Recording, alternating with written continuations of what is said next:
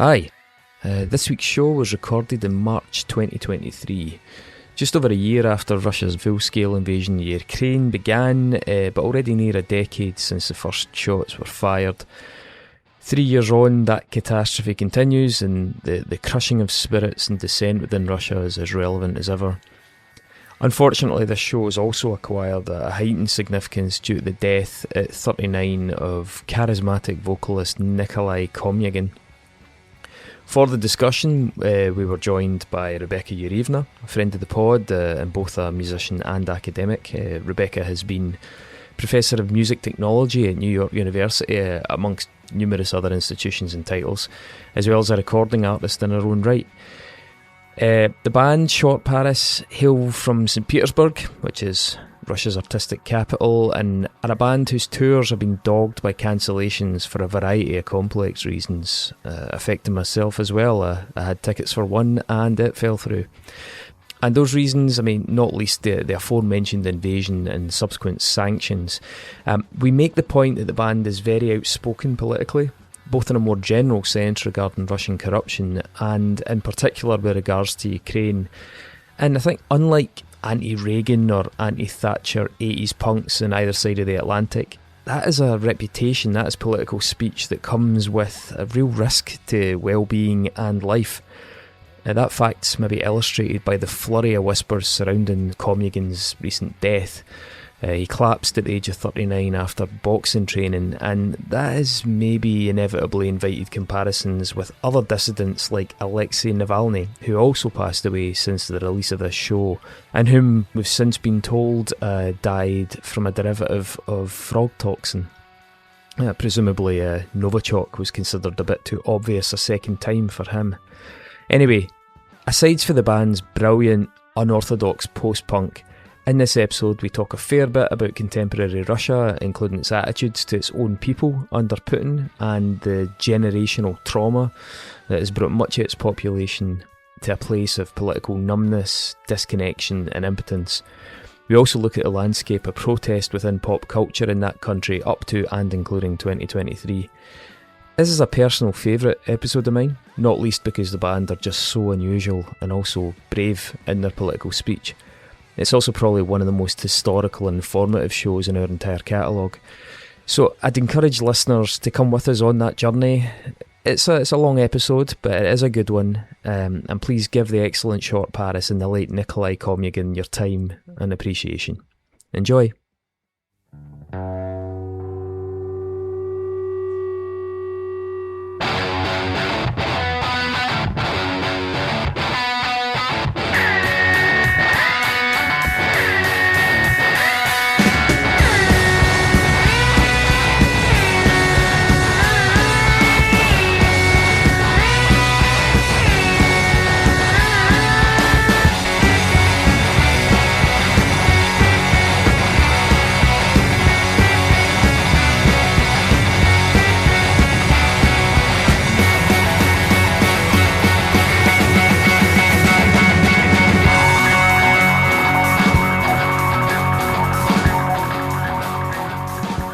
Hey folks, welcome to the Unsung Podcast. I am Mark, and this is Christopher. And we're joined by Rebecca Yurivna Feinberg. Привет, Rebecca. Привет. Привет, здравствуйте. So, as touted last week, we are going to discuss a Russian band, bizarrely known as Shortparis.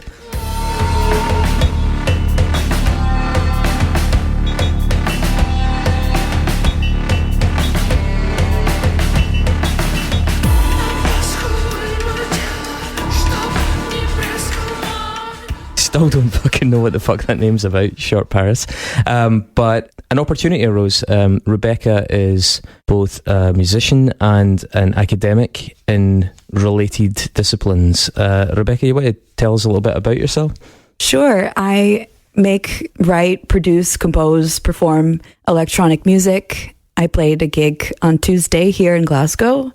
And I was a professor of music technology for 6 years at New York University in their music technology program, and Hofstra University in Long Island, and Ramapo College of New Jersey. So I taught courses on fundamentals of audio engineering, classes on MIDI and synthesis, and my specialty is audio preservation and restoration of old audio formats. So specifically wax cylinders and any kind of grooved media. I don't deal with tape.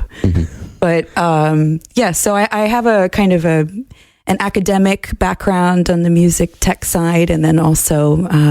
you also carry about very cool little magnetic synths. Was it called Little Bits? Yeah, little bits made with cork. That's what I used in my performance on Tuesday. Yeah, so just before we started recording, my flatmate who occasionally gets a mention on this show, Luigi, wandered in and Rebecca spilled these things on the table like Lego, and it was honestly like watching a kid in a ball pool for about 20 minutes. But yeah, they're awesome. And so there's a number of things you're bringing to the table in this episode, because we're discussing a Russian band. You can help us with some of the Cyrillic. That's very much appreciated. But you can also, more importantly, I would say, help us with a lot of the context and some of the background. You yourself are American? Correct. Full disclosure, I am first generation American. My parents came to the United States from what was then the Soviet Union in 1979. So I can't exactly help you with all the translation. I can advise on how I think things will sound in Russian with an American accent. But I tried to do a little, of my homework before the show. And I even got some insight from my parents who gave me some intel on what the translations of the song titles and some of the lyrics of the songs could be referring to. Thanks in advance to Mr. and Mrs. Feinberg for that. Your dad, Yuri, who gives you your middle name, I believe that's how that works, right? Yeah, the Russian patronymic middle name gets the masculine or feminine suffix added to it. So for my stage name, I go by my first and middle name, Rebecca Yurivna. Yurivna. So Yuri Feinberg is an author, and actually I have his book just sitting across the room there, The Child of Gulag, which, what does that book detail?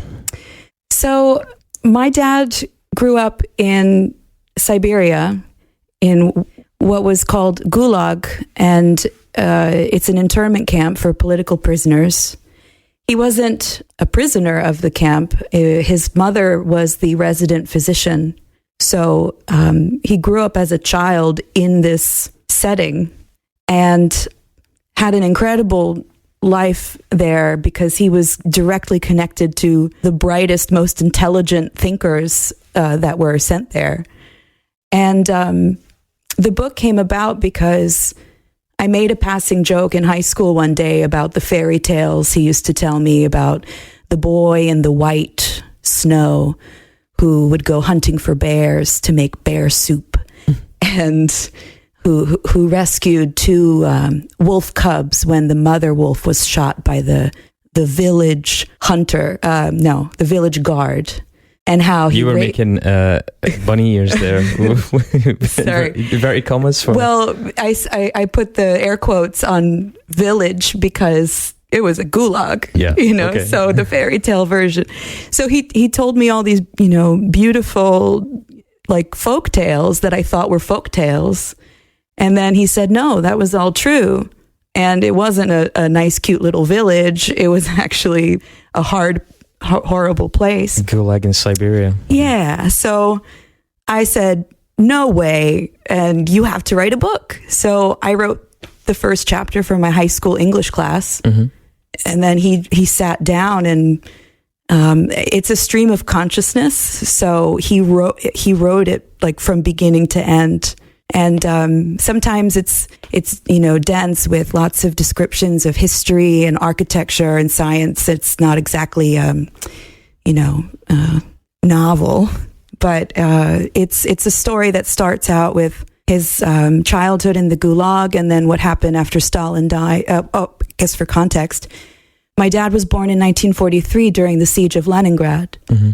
So he was in this Gulag until mid-1950s, and then the book goes on to detail many other vicissitudes and things that happened leading up to coming to America. Mm-hmm. So yeah, Stalin died in 1953, right? So your dad was 10 years old at that point. It's really fascinating. I've not finished it yet because I only recently got hold of it, but yeah, really, really interesting. And I think you can't really talk about a modern Russian artist of any description, let alone a modern Russian artist with a fair amount of politics in their work, without acknowledging the context in which that sits, and the context, the immediate context as well, of, you know, Russia's invasion of Ukraine. We're recording this on the first anniversary of the day after, yeah. Yeah, day after. But it feels particularly poignant right now as a result. So that wasn't planned. We actually, I want to make sure, as a shout out, one of our listeners, Grant Donaldson, I want to thank him for introducing me to this band. Grant sent us a link to something they thought we'd like, and I really fell down a rabbit hole with this group. I really, really quickly got into them. So just to return to that, we'll touch on a lot of things that Rebecca's mentioned as we go through this, but to get the episode kind of off and running, what is, or who are Shortparis? It's all one word, by the way.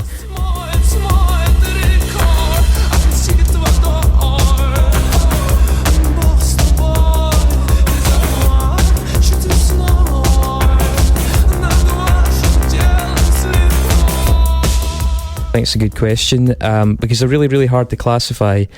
3 words that come to my mind, or 3 phrases that come to my mind, labels, would be post-punk, electronic, and maybe anti-pop. Mark, what did you think? Because you got thrown in at the deep end with this band.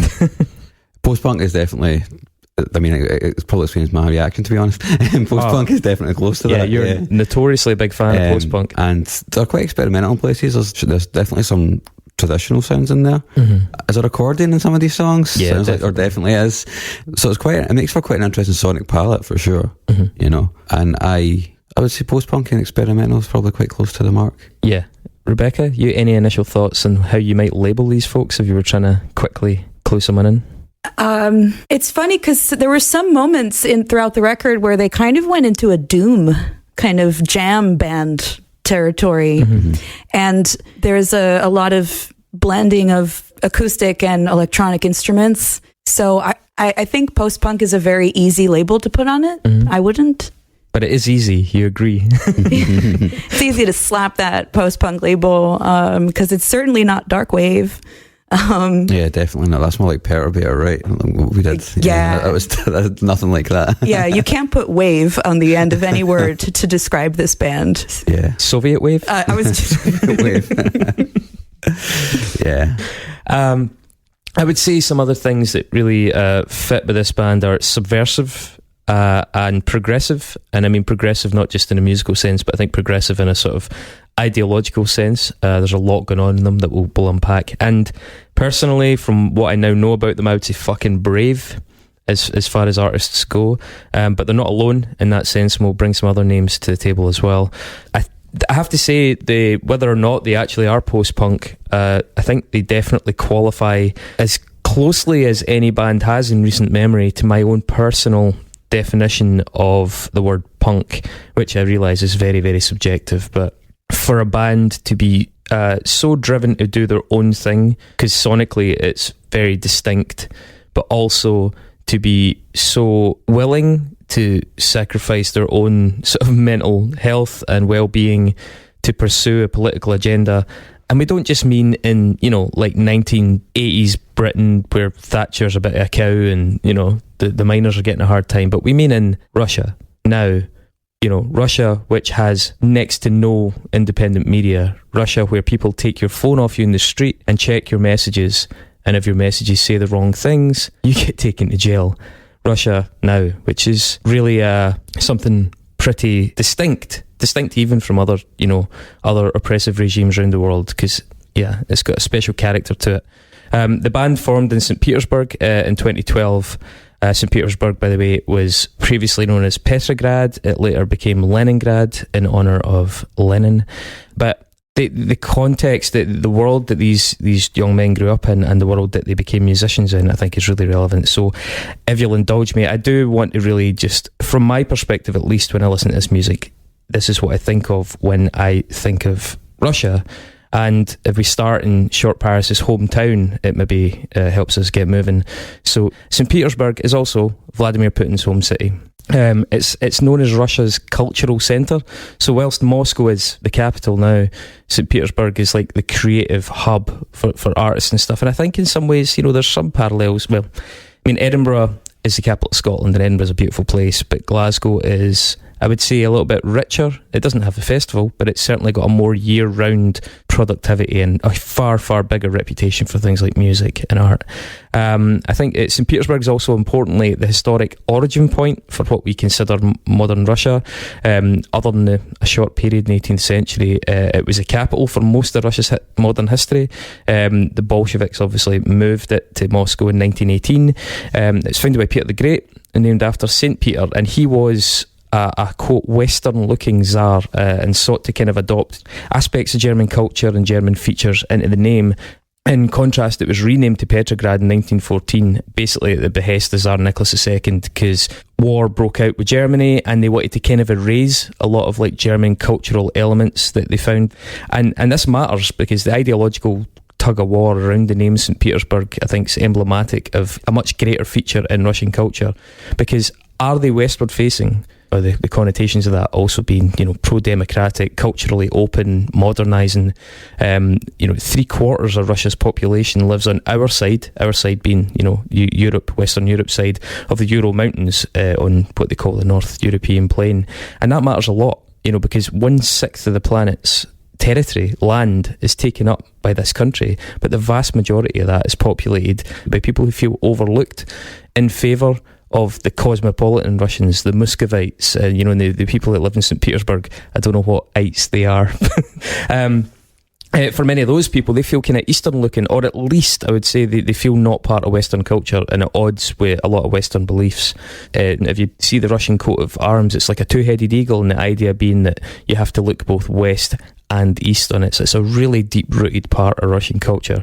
But I'm right in thinking that St. Petersburg is quite a European sort of city, because architecturally, for sure, like I've never actually been, but compared to Moscow anyway. Yeah, Peter the Great hired an Italian to design the city. It's built on canals. So it was, he chose this kind of swamp land to make this Western-facing capital and build institutions. And it is where the Hermitage is. And it's very Western, whereas Moscow is kind of designed by Russians. Mm-hmm. by Russians for Russians. Yeah, exactly. It's the Russian FUBU. That quarter of the population that live east of the Urals, though, as well as feeling overlooked, just in terms of the representation in popular culture and things, that there are far more complex reasons too, because lifespans are short, poverty is really abundant. They feel kind of shunned by the world in general in a lot of ways. Well, the world and their own government, their own people. The roads aren't paved. They don't have resources. They're left to fend, and help themselves while paying respect to this place. Yeah, and it's exactly the abject failure of consecutive governments, like for centuries, but certainly for the last 100 odd years, has landed them in a pretty awful situation. Yet a lot of that has often been portrayed as, the result of Western malfeasance. That's a big aspect of Russian, a big narrative within certainly Russian power structures. And that's only possible, really, and so this is where this starts to become relevant to this band and the culture they're coming up in. It's only possible due to an acute and prevalent information poverty that has enabled those regimes to strongly influence their public opinion.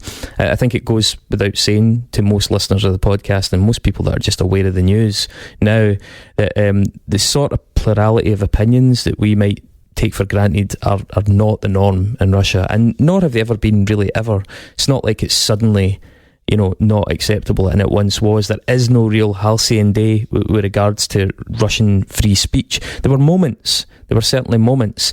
The policies of glasnost, which translates as openness, and perestroika, which I think is roughly reconstruction, am I right in saying that, Rebecca? That arrived with Mikhail Gorbachev were definitely causes for optimism, but they were short-lived. And right now, we're not really in a moment of hope. I think some would probably say that Russia's entered the age of a new Tsar. from having read a fair bit about it. I think it's a bit more of a hybrid. I think it's almost a mafia-esque authoritarian kleptocracy they've got. It's a country that was slowly stolen from its own people by gangsters, and I think they now very cynically blend features of the Western democratic process, paying lip service to that, a bit of Chinese authoritarianism, some hyper-capitalism because they're super rich and love it. And Moscow is one of the most expensive cities in the world. Exactly, and strewn with fucking limousines and all kinds of showy capitalism. There's also a lot of cultural nationalism. And Putin, they've got a president, or is it a prime minister? Why not both? Who's blended his favourite parts, I think, of both the communist and fascist political traditions to slowly get this stranglehold in his country. And in doing that, he's been able to do that by keeping his critics either disorientated, jailed, or murdered. He's a man who gives away his true agenda, I think, when he openly looks back in the fall of the USSR, which, let's remember, was an event celebrated by most right-thinking people across Europe and the world. But he looks back in it as, quote, the greatest geopolitical tragedy of the last century.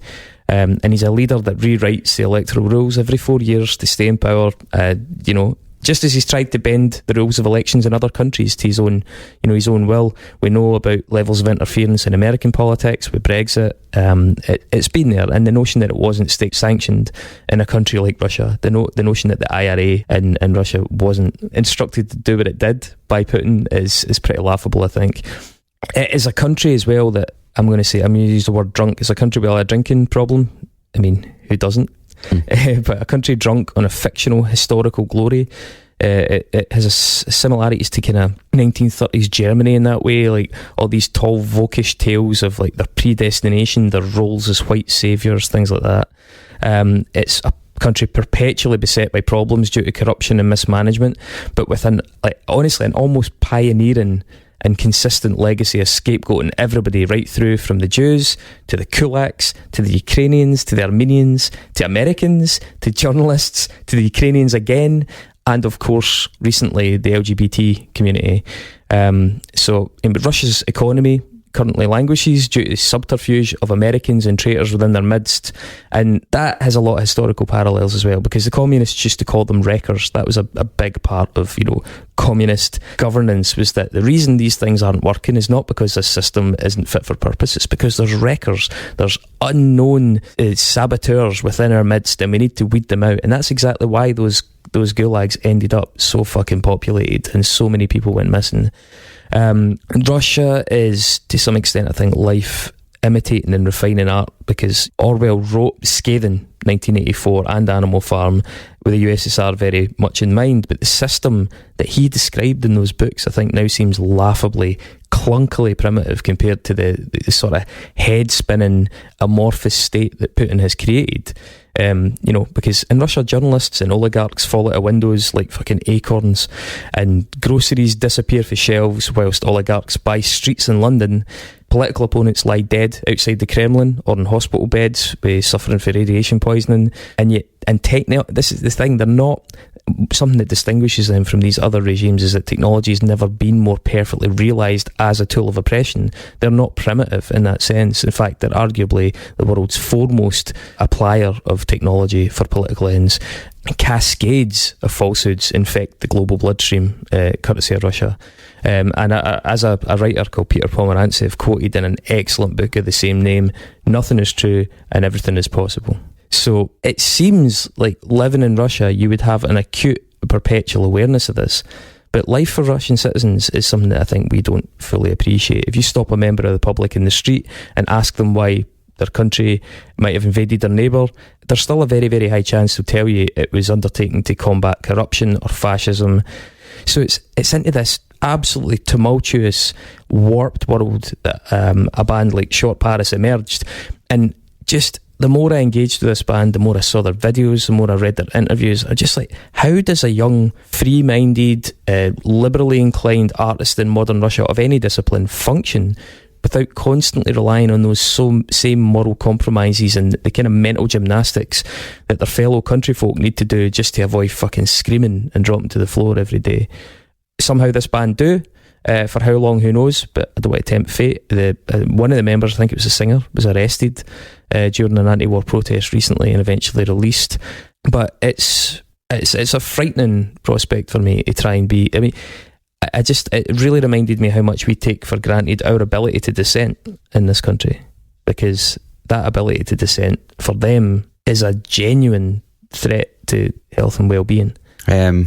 As far as I understand it, there are a lot of Russian people that are quite happy to let the government just get on with it, right? Whatever that is, as long as they don't need to get too involved in politics, they're pretty happy. Mm-hmm. It's really hard to put yourself in the Russian mindset, because it's just a lot of things that I see about the Ukrainian war at the moment is that, well, a lot of Western journalists often fall into traps of trying to predict what it must feel like to be what Russians or what a right person, a right thinking person would think about the war. But obviously the Russian mindset is vastly different. That Eastern mindset is like so much different from the Western mindset. And a lot of people, a lot of journalists in particular, don't seem to take that into consideration. You know, when they're writing all these pieces, they never really think to put themselves in the shoes of a completely different ideological position, like you get in Russia. So I guess all of that is to say is honestly can't fathom what it must be like. It just is completely the ideology, the culture is just much more different than I think we can even comprehend. Because it has a veneer of normality, doesn't it? It kind of almost... It looks Russian. It looks Western. It does, exactly. By design. And that's it. We just think, it must be roughly the same. You know what I mean? And trying to understand the motivation of these, in this case, 5 young men to take that on was really interesting. It's a huge task. I mean, you're talking about Russian depoliticization, basically. Russia doesn't really seek so much to brainwash its masses as it does to just completely disorientate them and fatigue them to the point of surrender. It's not so much apathy, since I think they're a notoriously passionate and often volatile people. No offence intended, Rebecca. Mm-hmm. But see revolutions, and Russia, they're the king of revolutions. French too. Yeah, that's true. That's right. But I think rather when reality, as it is in Russia, is so subjective, then even debate and conversation becomes really arduous. I think we all started to appreciate this, maybe partly because of Brexit for us, and partly because of Trumpism in the States. The fake news phenomenon, everything is plausibly deniable or deniably plausible. Change can't actually take place without discourse and consent, and I think the very act of meaningful discourse almost becomes impossible. You dam the river of discourse when you undermine the foundations of it. So people spend so much energy just trying to agree on a starting point of objective reality now that they literally have no energy left for the subsequent conversation once it comes up. And Russian vox pops and things really back this up. A Statista poll of Russian citizens in 2019 showed the following, and these numbers are incredible. 41% of Russians describe themselves as following political news but don't participate. 27% describe themselves as completely indifferent. 27% also describe themselves as do not like politics and avoid it, and 3% struggled to answer. So 3% of the Russian population in 2019 described being both engaged and actively taking part in any form of politics. Now, I'd imagine there's probably been a fair bit of drift since the invasion of Ukraine, but that isn't. Yeah, some of the commentators who are Russian say that there's not really been that much drift. There's still that depoliticised mass that are if you don't interfere directly in day-to-day life, then have at it. Yeah, I mean, even anecdotally, I follow an excellent YouTube account called 1420, which is a kind of vox pop thing run by a young journalist in Russia, and he goes around different cities and towns and rural areas just posing provocative questions and then just letting the public speak. And if you watch enough of it, it becomes this really staggering data set. It's really dismaying, because you obviously get people that say common sense things. Mm-hmm. But you begin to realise what a minority they're in. And, there's obviously a lot of people that are just too scared to speak as well. And that manifests in their elections. And even if it didn't manifest in their elections, would the results reflect the votes? Because that's another problem with Russia now. How fair is the election counting that's going on? They claimed their electoral turnout in 2021 was 51%, but they've long been a thing of ridicule. Way back, they were being investigated by independent monitors. And, I guess that's maybe unlikely to change as well, given the jailing of any viable opposition to United Russia or Vladimir Putin right now. And so as a result, Shortparis kind of inject politics back into the personal, I think, at every opportunity they get. Alongside the politics that they're putting into their music, I think it's also really interesting to read their interviews, because some of them are frankly fairly humbling. Some people have used the word pretentious. I think that's fair if you're feeling unkind, but they're highly educated, thoughtful, emotional young men, and I think reading their words only adds to a lot of what they produce. For example, in a Clash interview in 2020, their opening gambit reads, "The contradiction between form and its intelligible meaning, between rational structure and irrational core, is imprinted on every single action committed by Shortparis." Not really something that Stereophonics are going to be saying anytime soon. Does that sentence have any meaning? You'd have to parse it a fair bit. Sasha gave an interview to Metal Magazine EU discussing the need for brave modern art, as well as the myth that formal training or education is required to arrive at graceful artistic conclusions. And he did that by highlighting an anecdote by a guy called Carlo Ginzburg about a medieval miller who decided reality was a slab of cheese and God had found his way inside as worms do in cheese. This is a genuine thing. And he then went on through his life to build an entire fully realised cosmogony and philosophy around it. And I think Sasha's point was people who reject rules and formal tropes are just as capable of curious and amazing feats in art or elsewhere. You don't have to arrive through formal training for your results to be elegant. And I don't think the stuff that they say, whether it's philosophically based or whether it's politically based, is just glib protest pop or posturing. They bring a lot of good historic literary references to the table, alongside a lot of insight, a lot of artistic reflection, and then they temper it with a genuine moral indignance and a wee bit understated fury, a wee bit of punk fury. One example would be the video for a track whose title translates as "Thus the Steel Was Tempered."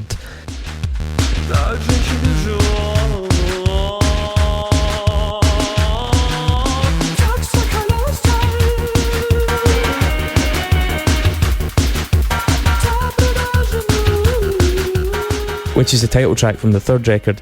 It features a young man who initially is staring at presumably his father's portrait in military uniform, and then as the video unfolds, the boy, who's a young soldier himself, goes on a violent rampage, first attacking his fellow conscripts, and the survivors of his attacks then applaud him, and then he moves on to murder. Then he goes and plays a first person kind of violent shooter game at a club.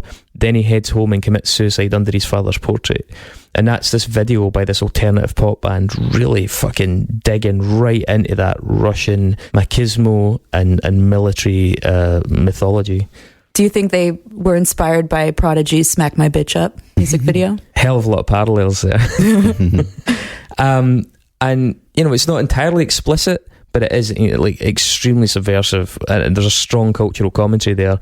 And then in the same vein, 2 weeks into the invasion of Ukraine, they dropped a video for the track Apple Orchard, which is a reworking of the song to feature a choir of Russian military veterans singing the main hook. And it's this one, unlike the electronic original one, is set starkly against a snowy backdrop with a really sombre piano refrain and accordion, and it kind of drags the song back in time with these old men and the accordion and the minimalism.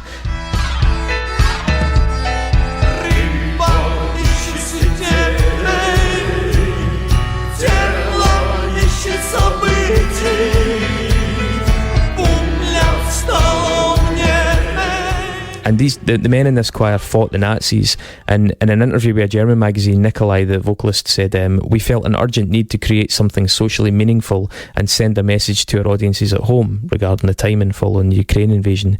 He did say, though, that a lot of the men that were in that choir, quote, didn't agree with their ideas and with the lyrics of the song, and hence didn't take part, but he still offered a special thanks to the men that chose to, despite knowing the points that the band were making. When he was asked if they felt safe and weren't afraid of repression, he'd reacted, "I'm definitely safer here in my room in St. Petersburg than the people in Ukraine." So what underpins this determination? Music as a form of rebellion in Russia and the USSR, Rebecca. You've got some knowledge of this. Basically, to give us some touchstones, one of the most well-known for us is obviously Pussy Riot. Школьные классы суют избирателей, в душных комнатах тухнут кабинки, пахнет потом и веет контролем, полы подметены, стабильность готова. Освободи, освободи, освободи брусчатку, освободи, освободи, освободи. Who have continued to be really outspoken since the invasion of Ukraine. One that's maybe lesser known would be the composer Prokhor Protasov. He was sentenced to 5 years in absentia last year for social media posts. 5 years in Russian jail for social media posts reporting about atrocities in Ukraine, and he's currently in Canada and can't go home. And even veterans have shown insubordination beyond just that choir. I don't know how they actually pronounce it, but VDV Shneki, its initials first, look it up, is like a veteran protest group, like a band, with songs such as Airborne Troops Against Putin. ВДВ, с неба привет, ультрамариновый набок берет, тельник с волной и море погон, с неба навеки десант обручен. ВДВ, сколько побед, из парашютов белый букет. There are examples of musical rebellion throughout the society, but they are isolated because it's fucking high stakes. And going back, like the USSR had a long history of protest within the arts and music. Literature, like prescribed literature, was called samizdat and has always been prevalent. But illicit records and performances were also common historically. Rebecca, did Russia have, did the USSR have a history of like pirate radio, things like that? Well, I don't know about pirate radio, but I know that my dad spoke about how he would use his shortwave radio to get Voice of America coming in from Alaska. That he was so close, you know, from Siberia to Alaska, that he would work out his radio to get that music to come in. But from my knowledge, I'm not quite sure about pirate radio, like how it is in the Western world. You'd also mentioned to me about these kind of approved cover versions. Yeah, so it was difficult for people in Soviet Union during the 60s, 70s to access Western culture via music. And some of the ways that they could get their hands on rock and roll records was via Polish groups that were covering those songs. Drink, woman, talk that way. Summer drink happen every day. I'm down. I'm really down. I'm down. I'm really down. I give you laugh when you know I'm down. So I asked my mom and dad before coming on the show, you know, was Western decadent music censored? Was it forbidden? And they said that it just wasn't manufactured. And then I asked, you mean distributed? And I'm trying to think of a time when distribution was in a completely different state than it is today, because nowadays it's so easy to distribute things that are made all over the world. But if you think about those times when records had to be pressed in their country that they would be sold in, it's a different story. So anyway, lots of Western music would come in via American tourists who would also bring things like denim jeans and chewing gum. Chewing gum was a premium, apparently. Also, why is that premium? Because Americans chew gum, okay. know, and they just didn't have it. They didn't have a lot. So I always understood it was Levi's. Like they were fucking crazy for Levi's. Levi's and Led Zeppelin. So you may have heard of the Bones records that were... Yeah, so we spoke about this again, I think it was in the Nexus. So tell us about this. These are x-rays, right? Yeah, so records would be cut. So the actual grooves would be transferred onto... Music would be transferred from one record onto another, onto a piece of plastic, you know, X-ray, and would give you about 20 plays. And it was the way to get music to people. And it was very much sold underground, including by my dad. Good work, Yuri. Yeah, he said his first record that he ever got was Bill Haley's Rock Around the Clock. in the early 60s. Not the Polish Bill Haley's. No, the real Bill Haley. It's very quintessentially American, that song as well, isn't it? Yeah. Yeah, so it's total diner music, isn't it? Yeah. So I remember hearing an anecdote from a young woman on a podcast about who used to break into the backs of hospitals to steal those x-rays, and the punishments were severe because they were circulating prohibited materials. But yeah, they used to break into these places and steal these x-rays because the x-ray plastic was just perfect. It was thick enough and durable enough, right? Just thick enough, but then the stylus would eventually cut its way through the groove.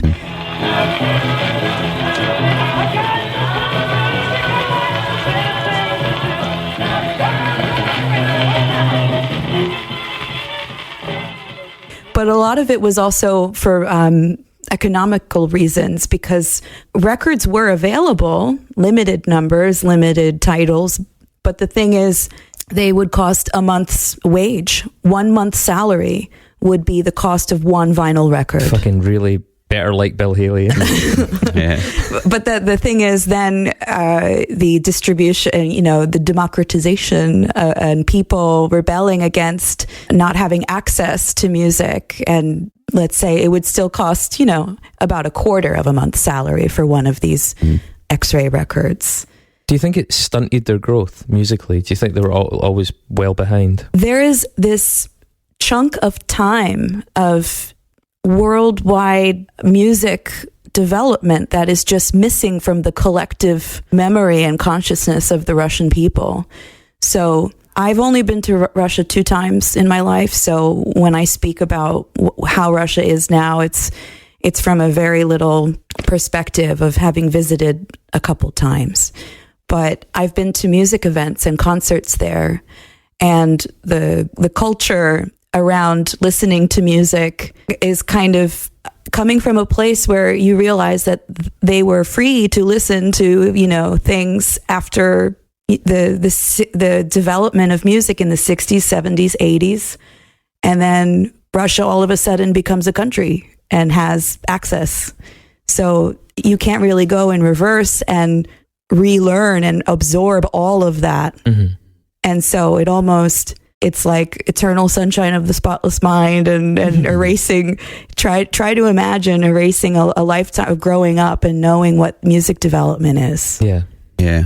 And that's why I like this band, because it doesn't sound like that. That I have to say, yeah, just coming off the back of that, one of the things about this is this sounds cutting edge to me. Whether or not you're a huge fan of it, it's right up there with the avant-garde, like in terms of mixing. You mentioned electronic and organic elements, in terms of just the approach to songwriting, in terms of the sounds and the flavours feeling really modern.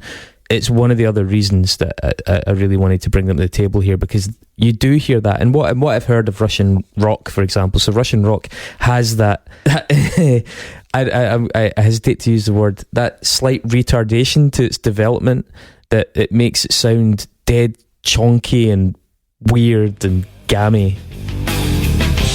Через мои песни идут поезда, исчезая в темном тоннеле. Лишь бы мы проснулись в одной. Do you know what I mean? It's something a bit clumsy. And it's not the only country that's like that. There's certainly, you watch fucking big Portuguese rock bands, and some of them are really fucking oddball. But there you've got another dictatorship that for a while at least. But yeah, you're right. Some goes missing, and there is a profound bit of natural early learning that even if they do then quickly try and catch up and get zapped forward into the modern world, there's a foundation that's just not there for them. That's there to some extent for Western culture. Their foundation was curated for them. Yeah, my mom describes about how a lot of jazz was forbidden in the 50s, but Ella Fitzgerald was allowed. So imagine. I don't know if this is a good example, but like MTV was our big brother who told us what to listen to.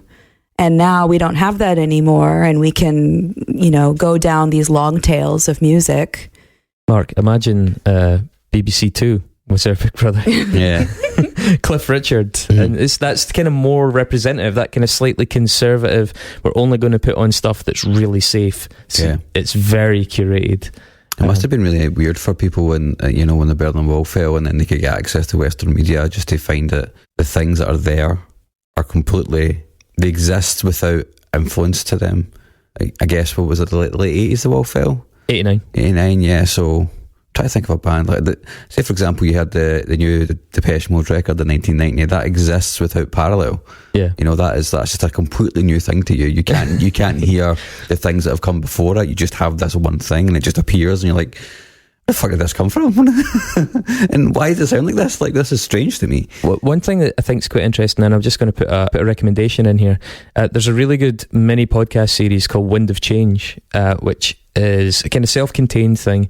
Go and have a look for it. It's great. It's 8 parts, and basically, long story short, it's about the song Wind of Change by Scorpions that was this massive super hit across Eastern Europe and into Russia.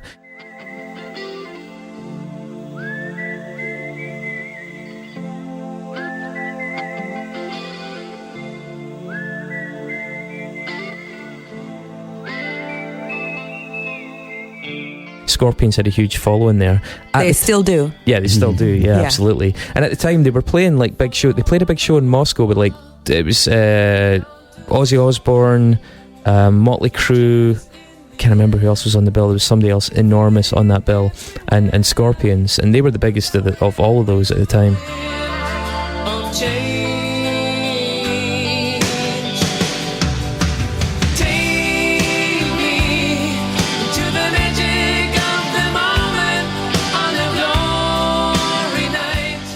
But that song, Wind of Change, the theory was that it was actually a kind of soft influence scheme by the CIA, that it was written for the band. I'm not going to tell you whether or not that turns out to be the case. It's fascinating, though, the different arms and legs that the story grows. And the Americans had done this before with people like Nina Simone and stuff in communist countries in Africa. But go and have a listen to that. It's really, really interesting. But yeah, like Mark says, there was a lack of context for a lot of these movements. You would maybe get the peak of it. So you would get like Ozzy Osbourne in Moscow playing a show. You would maybe get Motley Crue peeking through because they were fucking huge, or Kiss because they're bigger than Motley Crue clearly, and better. But in terms of all of the food chain below them, that was missing. That wasn't making it through that filter. So yeah, you get Depeche Mode maybe, or when they do arrive, it just seems like a bolt out the blue. Yeah, absolutely. So there are certain genres in Russia that seem to be a little bit more prone to being outspoken right now, and one that actually seems to be standing up for itself is the rap genre. There's quite a lot there. In an interview around about 2018, Putin had said that, quote, rap and other modern genres of music are rested upon three pillars: sex, drugs and protest. And he believed it was the government's job to mould youth culture. But obviously with the internet allowing an influx of Western media, that was proven really difficult via via conventional means. You know, Russians, especially young Russians, are very au fait with things like VPNs. That's something they take for granted. It tends to be the older generations that are somewhat more siloed. Hip hop is like it's the most punk rock form of music, you know. Well, that's the thing. For us though, it kind of lost that a bit, but for them right now, it has a weird mixture of that. So there is an artist called Oxxy Myron. Ты не занят и здоров, и на кармане есть налик. Это чертова полоса препятствий. Чё такая ерунда, и чё мы хлопья бол с молоком на белый двор ледяной. В Европе холодно, в Италии темно. Back to business, трезвый чистый. He's really well known for being outspoken, and in 2021 the top artist on Spotify Russia was a rapper called Morgenstern. Серые схемы, серые деньги, все оформляем на дропах. Быстрая жизнь, быстрые тачки, я благородной породы. Нет ничего ведь дороже, чем вдох, мы благодарны Богу. Стейк из красной рыбы, день начинается с музыки Queen. Моя кровать king size. And he's actually now based in Dubai, but enjoys a huge following back home, and his tracks and videos, which includes collaborating with Ukrainian rappers, berate the Russian actions, and they're literally one of the most successful ways to communicate the counter-narrative to young Russians, because they are being inundated with by their own government, but yet they're slightly inured to it. Do you know what I mean? They know that something's not adding up, and they are getting certain counter-narratives from some of these important spokespeople, although it is interesting that the majority of them are not actually based in Russia anymore and can't be for their own safety. But yeah, as I say, the true victims, or the worst affected victims of these monolithic state propaganda systems, are the older generations. There's another group, the electronic duo Ice Peak.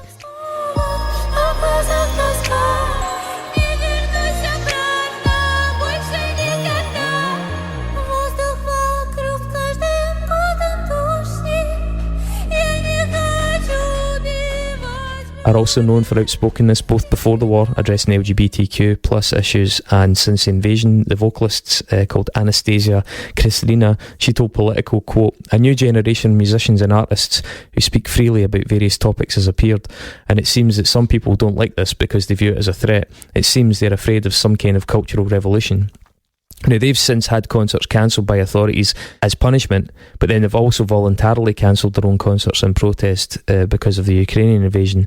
And it's interesting that their fans seem to quite broadly support their decisions to cancel them, because they seem to be aware of the gravitas of what's going on and the risk that's associated with opposing the government, but how steps have to be taken to try and make a stand for something.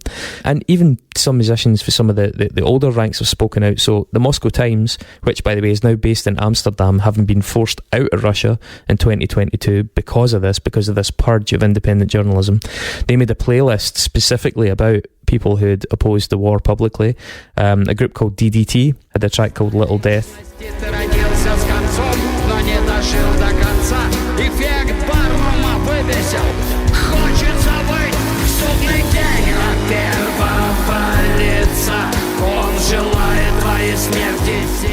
DDT were a really big band in Russia in the 80s and 90s, before the fall of the wall as well. His lyrics, "The motherland, my friends, is not the president's ass that has to be slobbered over and kissed all the time."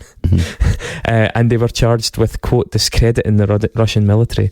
Little Big had a song called Generation Cancelled.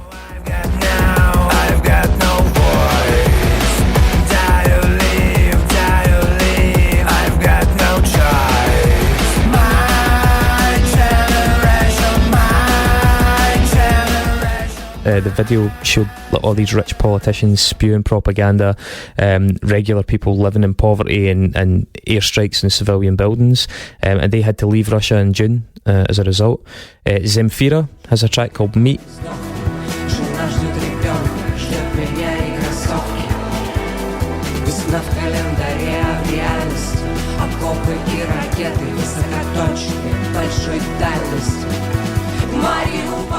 And she ended up fleeing to France and then released a string of anti-war singles and videos. A guy called Boris, I'm sorry to anyone that happens to speak Russian that's listening to this, right? But Boris Grebenshikov had a track called Vorozhba.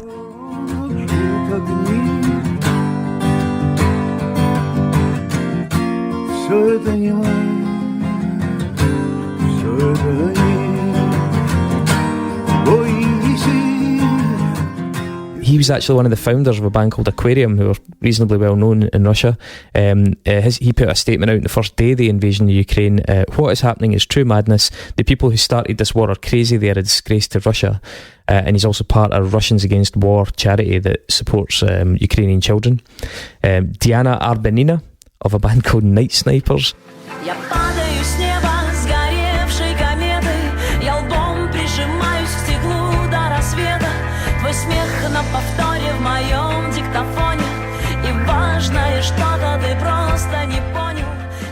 Big rock group in the 90s as well, quite cheesy. She's refused to leave Russia, despite being quite outspoken, and actually quoted this famous line, "I was with my people then, where my people in their misfortune were," and that's from the Requiem Cycle, which is a poem about Stalinist terror by this revered poet called Anna Akhmatova. And then one other one is Noise MC. Собаки хозяевами брошены, выкормят щенят. После того, как мне скулят, клыками ребра оголят. На этом кладбище не будет ни гвоздик, ни хризантем. Это не смерть. Who have done a few things that are really strongly worded, shall we say. They brought out a track called Ausweis. They co-organised a tour raising funds for Ukrainian refugees. They actually the guy already had previous for a song called Mercedes S666, which actually protested about a specific incident in Moscow where this limousine of the head of Lukoil hit a car with two women in it, and the women were killed, but then the entire story was covered up to protect the head of Lukoil. It caused quite a stir at the time in Russia, and they put out a song about it. So Noise MC also put out Ausweis, which Ausweis is actually the ID that was given to citizens of territories occupied by the Nazis during World War II. And in his latest song he also sings, "Don't whitewash yourself, you're guilty too. Your Ausweis is a multiple entry visa to eternal hell." So Shortparis are actually, they're probably one of the more cryptic, outspoken bands. They don't tend to be too on the nose, and they do talk about that a wee bit, about why they don't get as direct as that. But there are people in there and out with there, Russians out with there, taking a stand. But it's limited in its reach, and it's limited by the Russian media in its reach. So are they saying that they're not as outspoken in their lyrics? Because that's what, from my limited Russian, that's the kind of impression I got. If you translate the lyrics, one thing I really liked about it is how simple they are, but their imagery is very striking. Yeah. And their imagery is what is rebellious. That's very true. So actually, Nikolai, his name's Nikolai Komyagin, that is a vocalist, was quoted in an interview saying, "At the moment, I think it's inappropriate to use the language of violence and aggression in art. The aesthetic of sadness and lamentation is more appropriate to convey the message we want to convey." And he actually, and this is another moment of them being very highbrow, but he muses on how going down the philosophical pathway of art addressing atrocity inevitably ends with this famous thing. It's Theodor Adorno's musings about being able to write poetry after the Holocaust. I don't know if you've ever heard this, but that he'd said that, you know, writing poetry after the Holocaust is barbaric. I'm very much simplifying this here, but as it kind of perpetuates the violence and its inability to capture the full horror. So, I mean, even quotes like that, I guess, are a measure of where this band's coming from. The drummer, Danila Kolodkov, had been quoted in an interview saying, "As long as we can make the art we want to make in Russia, we will not leave the country," although the band said clearly at the start they had considered it. They thought they were maybe going to have to, but they decided not to. And yeah, so I mean, going back to what I said earlier on as well, we associate punk rock with protest, and this oddball kind of art pop, avant pop, whatever, showcases some of the most compelling and challenging art that I've certainly seen in a long time. Yeah, and they don't just subvert politically either. The drummer Danila, he was a trained ballroom dancer for over a decade, and the band kind of commonly called Dance their sixth member. Yeah, as much as Putin likes to celebrate culture wars in other countries, Russia's own culture wars are pretty well documented, and I think Shortparis kind of effortlessly blend homoeroticism with a lot of military imagery, and I think there's arguably few combinations of things that could more easily anger your kind of stereotypical pro-Putin Russian male than blending homoeroticism with images of the military committing barbaric acts. To kind of hone in the band a wee bit in particular, just to touch on their live performances, they actually had some kind of high profile shows with Alt J and the Kooks in St. Petersburg, albeit I would say they pretty safe to say they leave both of those bands miles behind in terms of the innovation. So I'm kind of curious how the audiences reacted. But they have done some festival stuff in Europe and some smaller tours. I believe Grant, who suggested them to us, saw them in Manchester. Said they were astonishing live, really, really good. And you can see some of their live sets online, and they are brilliant. They're also supposedly known in Russia for their kind of guerrilla shows, in the sense that, you know, doing like little impromptu spaces, kind of squats and industrial rooms that aren't set up, and little shop gigs and stuff. Choreography is key to their videos, and that kind of movement is also key live. But there's also a slight element of physical violence, like and literal violence. The drummer, I think, in one show had his nose smashed on stage with one of the singers' flying shoes that was thrown across the room. And if you go and watch, I was pointed in this direction this week, but if you go and watch any footage of them dancing, including in the videos, it's similarities to Will Arnett's chicken dance in Arrested Development have already been noted. It's quite good. What was it he says? The chicken sound he makes is hilarious. Oh, it's funny. It's really funny. Do That's what he does. Do a wee AV comparison between Shortparis and Will Arnett doing the chicken dance. In the live shows as well, like double percussion, they blend the conventional kit with electronics and stand-up percussion. And I think for me, Rebecca, you might agree, that invited a lot of Nitsa Reb comparisons, the way they do that really powerful, performative, almost like militaristic percussive thing. Almost tribal. Yeah. That's the sound that came to mind when I heard the bass drum on this record. Mm-hmm. Yeah. And also I will say with the Nitsa Reb thing that the homoeroticism of the performance is in parallel as well. The vocalist Nikolai, I think, is a natural frontman. He's really serpentine in his movements, and I think he's purposefully sexy, and there's definitely an element of that in what he's doing. I think the fact that he sings in falsetto so often really contrasts with the confrontational aspects of his performance. And when I watched him, I did see somebody that at times fluctuated between a young Michael Stipe in his movements, and maybe even George Michael. I know that sounds kind of daft, but watch it with that in mind.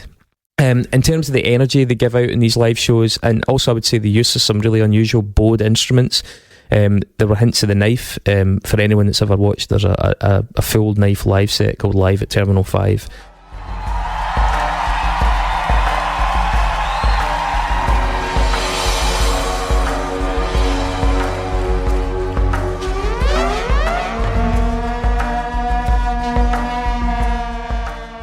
and there's a lot of parallels in the stuff that I saw with that.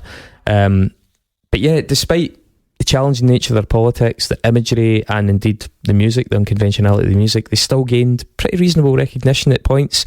They were the GQ Discovery of the Year in 2019, and they won the 2019 Jaeger Awards for Band of the Year as well as Video of the Year for the track Strashno.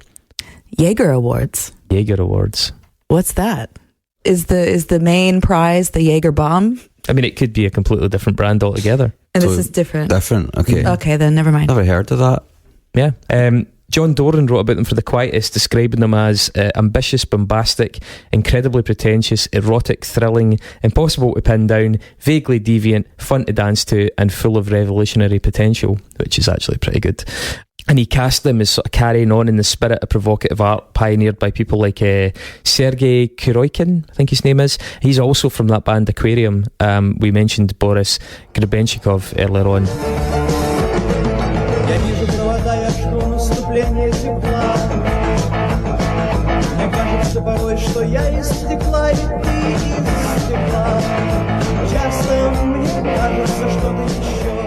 And just another couple of moments where they popped their head above the barricades. Shortparis appeared in a short film called Leto in 2018, covering All the Young Dudes, which I think you can get that cover online still.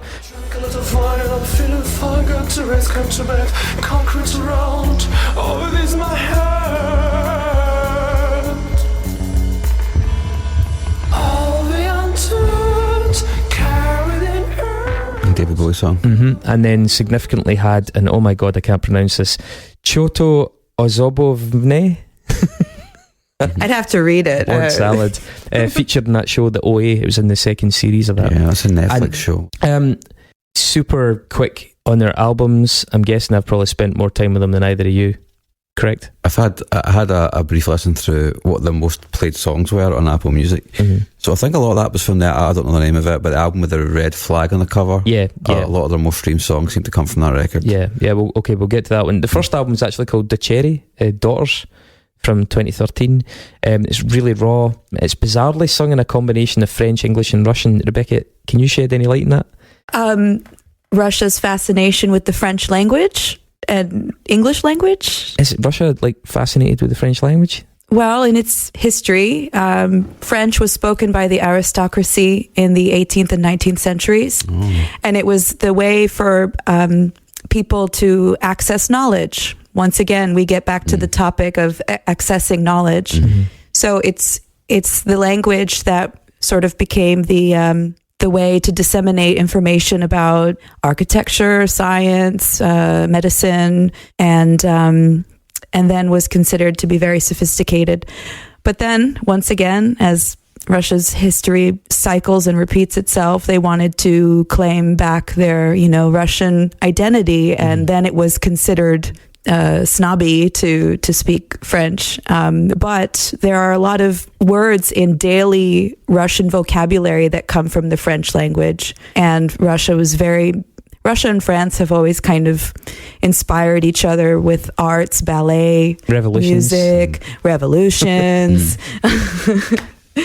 Yeah, so I find it interesting that this band is, first of all, has the word Paris in their name. Second of all, sings songs in French. Yeah, they have a song in this called Saint-Tropez as well. There's a on that record. Yeah, definite fascination. Yeah, but in the one that we're talking about today, it's Ma Russie, which is my Russia in French. So they're comfortably trying to lean westward,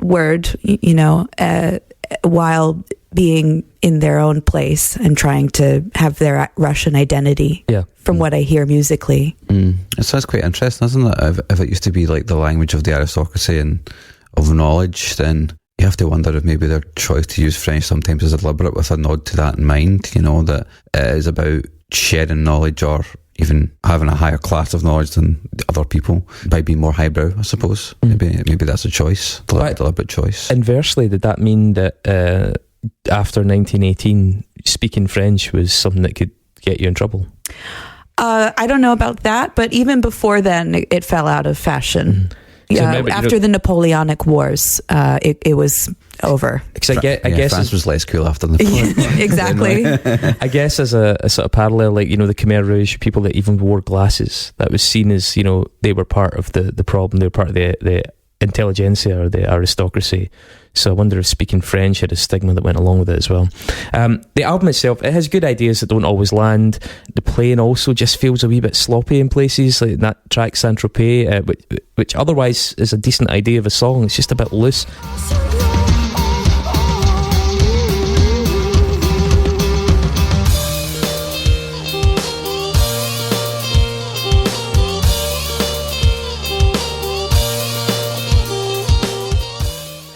The fourth track in Amsterdam for me is the best one there.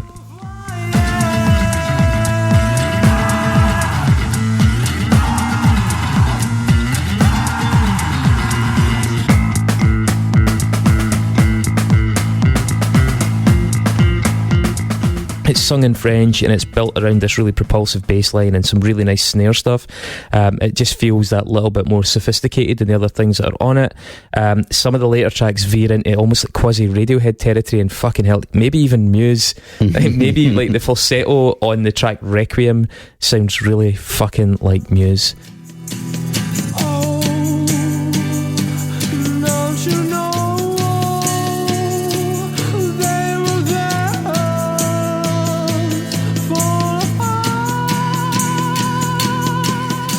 And let's not look at the parallels between disinformation and Russia. Yeah, let's skip over that maybe. Yeah. So Pashka was 2017. We're going to talk about that in detail because we never actually said at the start. So the album that we're doing is Pashka, which is Easter. Paskha. Paskha. Yeah, Paskha. Paskha. But try not to too much. Paskha. Paskha. Yeah. Fucking that's hell. good. Goodness me, I'm in over my head. It's in the title of the episode, so people don't know anymore. By the way, the title of the record is Paskha. Here we go. I mean, I'm just going to fucking steam into it, right? So the album after that, the one that Mark was referencing, Tak Zakalias, fucking hell, Tak Zakalialas Stal. Thus the steel was tempered. I need to read it. Yeah, all right, sorry. Okay. First off, that front cover is fucking brilliant. The artwork and that, I think it really encapsulates a lot of what the music videos in particular try to emphasise. Shirtless, skin-headed man in good shape, the very slight kind of homoerotic nature of that shot, swinging this huge red flag just against a black background. It's fucking really simple, brilliant bit of artwork. I love it. This album also has what I would suggest is their best song overall, track 4, Strashno.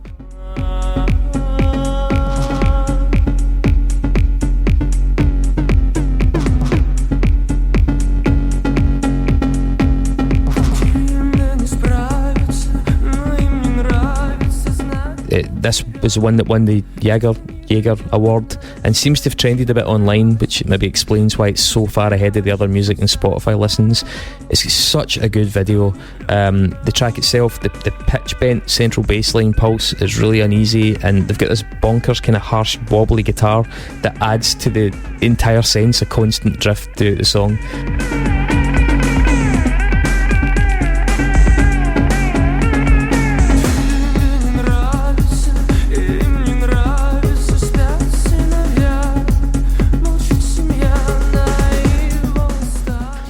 There's a gang vocal and a bass groove that arrives about 2 minutes in. It's rock solid.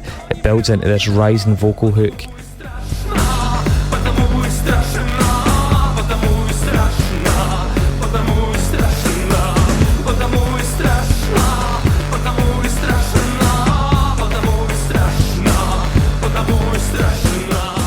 The vocals echoed by the guitar, and when that straight 4x4 snare beat comes back, it's just brilliant. That motif returns near the end. It's accompanied by some percussion.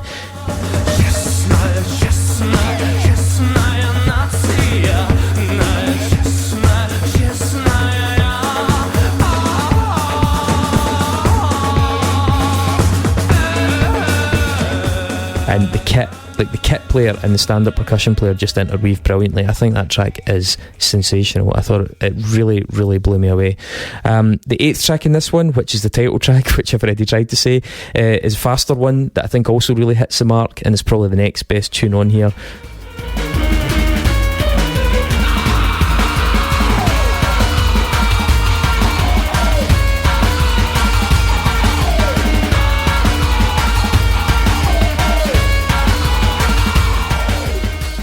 The falsetto in that one really elevates the tune, unlike some of the other points in their catalogue where I think the falsetto just doesn't feel like it's meant to be, that it doesn't work. On the other hand, I would say tracks like track 2, Polomalo, sort of highlights where this album falls down.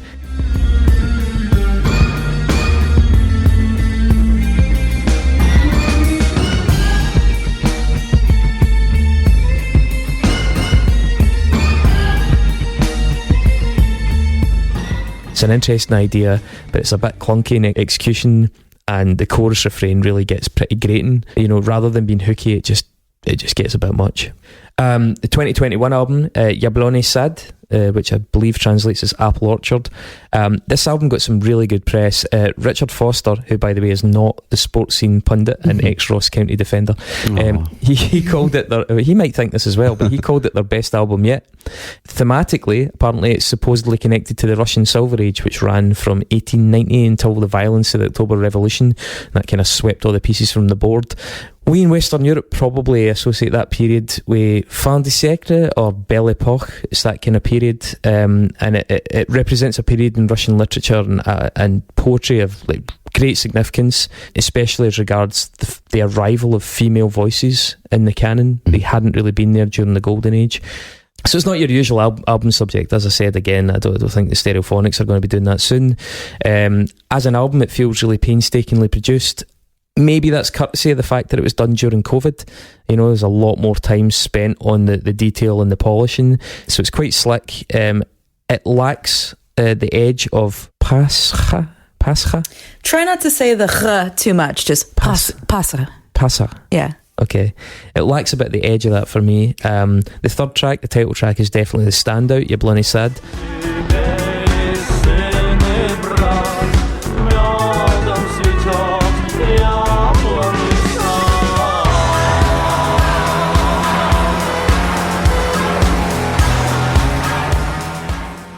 Really lyrically striking, and this is what you were saying about their lyrics are really evocative without being too on the nose.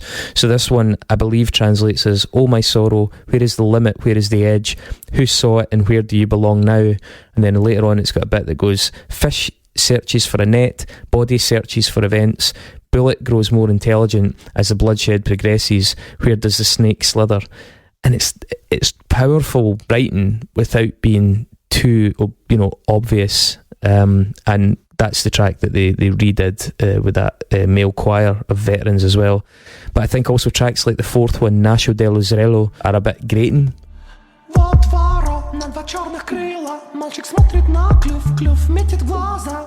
Черный пес, белый пес чернее. Мальчик смотрит на зубу нравится шея. Черный бык от груди до хвоста. Мальчик смотрит. There's passages of really good percussion in them, but yeah, overall I feel the falsetto in particular again just doesn't sit as comfortably or as naturally in the music as it does elsewhere in the catalogue. Do you know which labels they were on for their discography? Because I noticed that they were on Universal Music Group Russia. Saw that, yeah. Mm-hmm. So I wonder if they were, independent before or on a smaller label. Do you happen to know their history? I'm afraid I don't know. I mean, all of the discography seems to be online, which doesn't always happen when that's the case.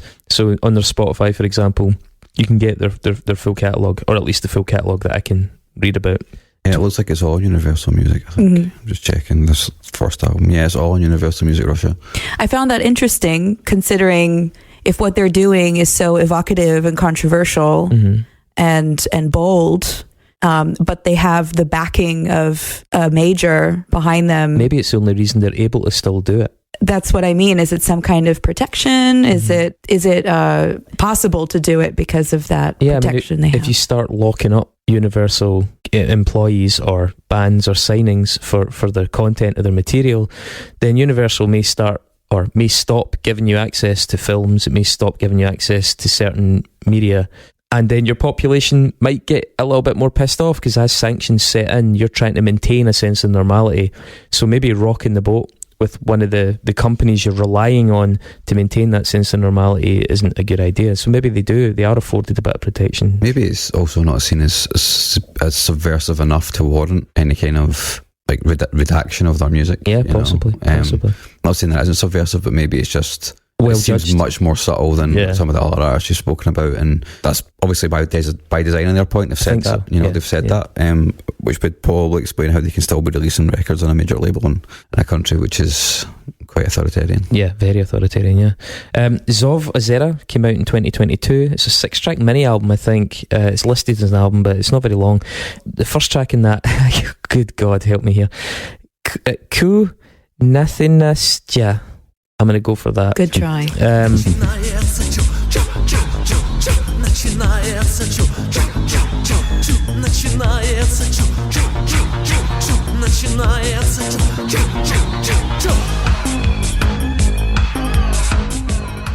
Comes out of the gates pretty fast with this really direct beating vocal, but the EP itself, or the mini album itself, actually spends a lot of its runtime pretty subdued and melancholy.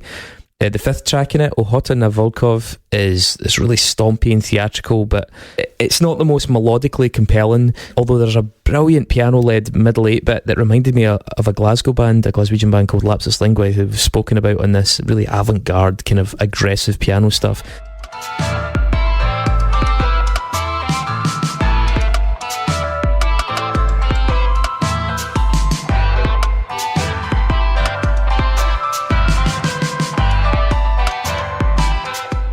They cut it off really soon, and I fucking wish they'd just developed that bit because it's really, really good. And a couple other small releases. Novo EP, which it means new, right? Yeah, Nova. Sorry? Do it again. We want more of this. Nova. Okay, perfect.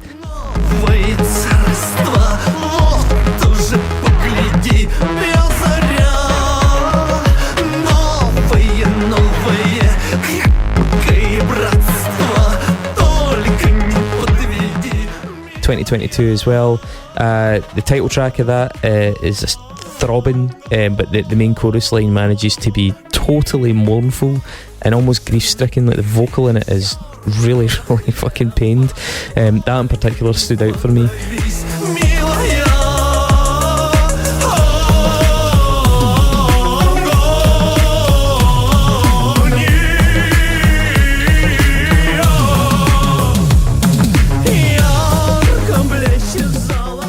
And maybe it's a psychological Russian bias. I mean, let's be honest, right? When the guy's singing like that and he's singing in Russian, he could be singing about delicious eggs.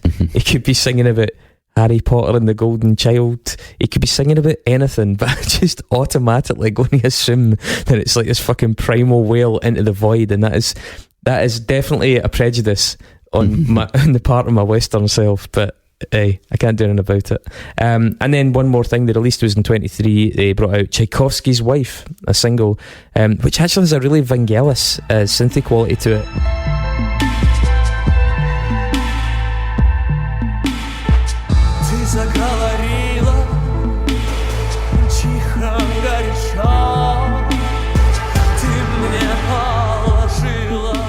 The forte vocals on it, I think, are really affecting and really emotive. It's definitely not a banger, but it's so well written.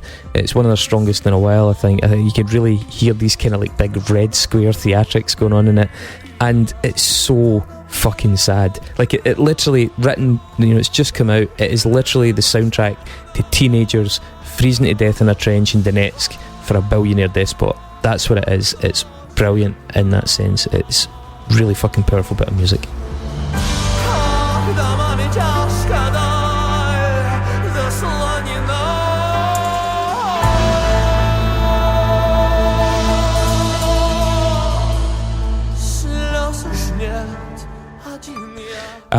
And that only really leaves us the album itself, the name of which is Paskha, which means Easter. That's my Russian my Russian in an American accent. We can go through it quickly track by track, but just initial thoughts, because I wrestled with the rest of the canon, and I'm really comfortable that I think this is their sweet spot. I think there are, like I said, for example, the best song is in the album following it. The stuff before it is a bit raw. I think some of their new stuff's just a little bit too produced. It leaves me a wee bit cold. I really love the combination in this. For me, I didn't find it compelling, but that's the kind of thing that I get quite often in music. It's a bit avant-garde and a bit post-punky and a bit electronic. I find it hard to hook on to something, and it's even harder when it's in another language, which I don't understand. And you're anti-post-punk? Yeah, I'm not anti-post-punk, I'm uncle post-punk. That came from a hungover brain. You should be thankful for that. Rebecca, I'm guessing you hadn't heard these guys before. I hadn't. No. So this was a wonderful discovery and a wonderful assignment to suddenly devour this record, which was my taste. So, we don't all like the same things, but... Oh, that's welcome to this show. Yeah. And that's okay, it's fine. It would be really boring if you like that. It is sometimes quite boring if you all like and dislike the same thing. Those episodes are not popular. Those are not popular. No. Unless it's a really big artist like in me. Oh, God. Okay, so we'll go track by track in this. Lyubov? Love. Lyubov.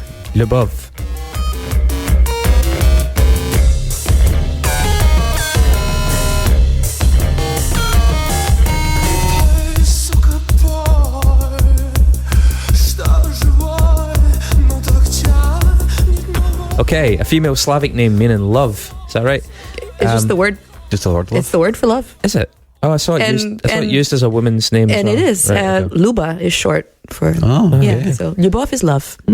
Understated and uneasy intro with these strangled vocals and the hi-hat ticking away. It's slapped by this thumping bass beat and these atonal sequences that come in though. That pounds away really urgently, and the vocal... never really get... I like the fact that the vocal kind of is quite fragile and quite croaky and weak, like he's deliberately making it quite strained.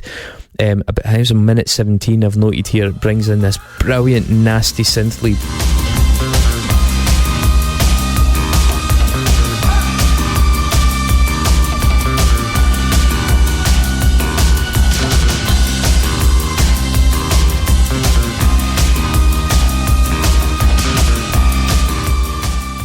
And this track in general, I think, leans heavily into some of the industrial places with some double kick, and it has that big fake.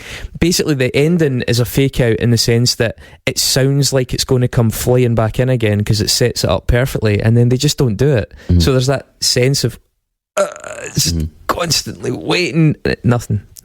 I like the drum sound on it.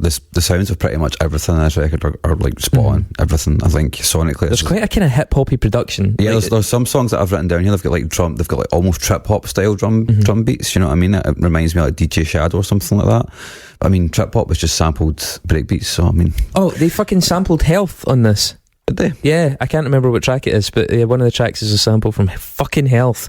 So now I dislike it. Of course. It feels like the well is poisoned. His vocal feels really ethereal at all times for me, and I like how it always sits quite far back in the mix as well. Like I always try to find the good things in the records, even if I pick the band. Inherently positive, man. I don't think I am. Rebecca, what did you think? I loved the... Wait a minute. Lyubov. Yes. Actually, I don't know how to say past tense. Loved. Я люблю. I love. Yeah. Я люблю. The low end sound that, of this, I hate to say the word boombastic because that's what one of the critics said. Whoa. That you quoted. Romantic. What? Boombastic. It's quotes from Mr. Boombastic. It's playing in my head right now. That's also why I don't want to say boombastic. Yeah, because everybody that just heard you say that immediately started going, Mr. Boombastic. So I was just... The low end was fantastic. Yeah. I love the spectrum of sound. I think that the record is beautifully mixed, and that they made really interesting choices with panning drums, because so many times drums are supposed to just be right in the center. And then I love the crazy FM synthesis happening, in all of this chaos funk. And then how the second kind of filtered synth line is mirroring the bass guitar.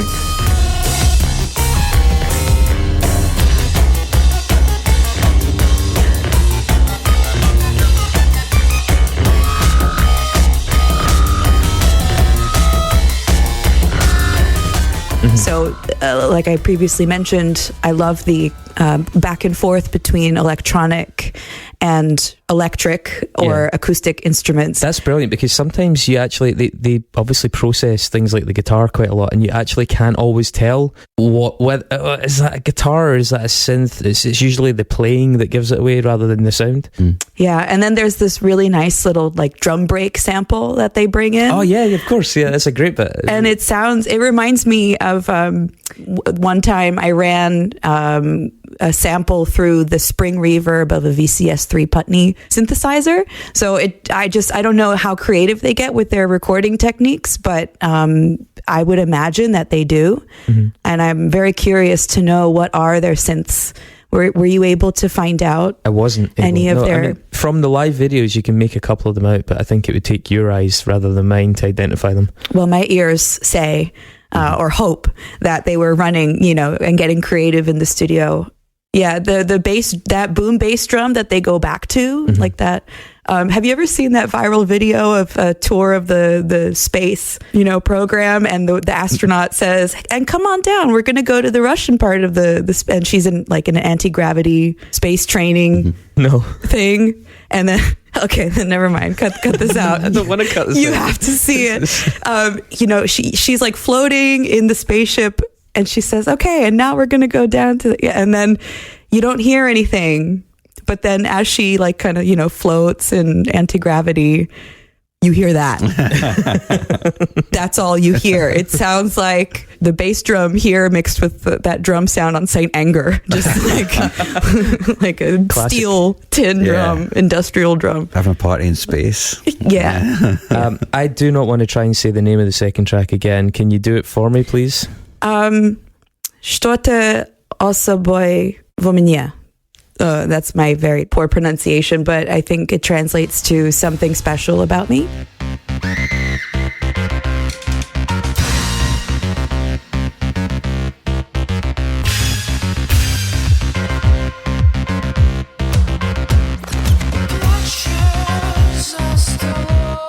I thought something special in me, but you probably know better than me because you actually can speak Russian. I asked my mom, so.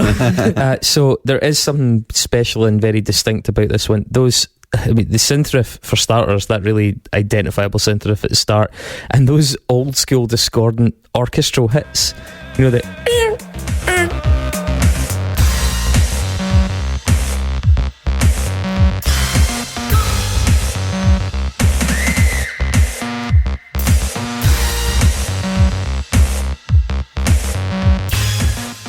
love those fucking stabs. And it's also got this really bizarre synthesized human squeal that they keep. Yeah, it's a really strange idea, but yeah, the serpentine vocal that really winds its way around the percussion in this one. The short bridge in it leads into this absolutely class, straight, stompy revisiting of that first set of motifs. I love that bit.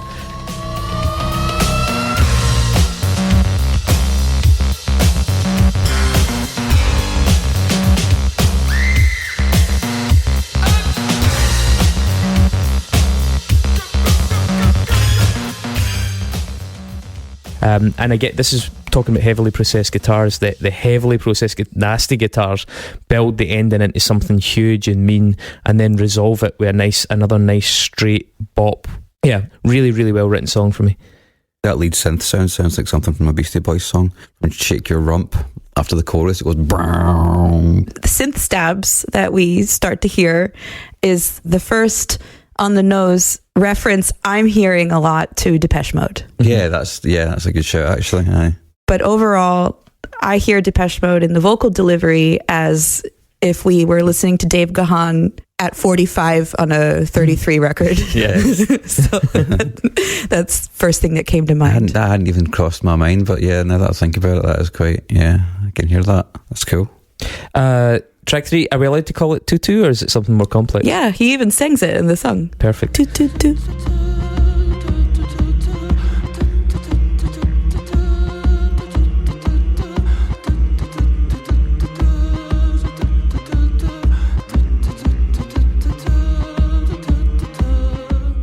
Is it related to the dance clothing? You said that this one of the members was a ballroom dancer. Yeah, and dance is their 6th member. Like, they literally say that, yeah. I think if you listen to the song, he sings toot, toot, toot, toot, toot, toot, toot, and that it's a more of a phonetic thing than referring to the tutu. Could well be. I still like the idea of the kind of the homoerotic ingredient being in there. Starts with a nice bouncy off-kilter synth riff that contorts itself. It's really weird. About 1 minute 10 into this bizarre jazzy, mathy post-punk thing.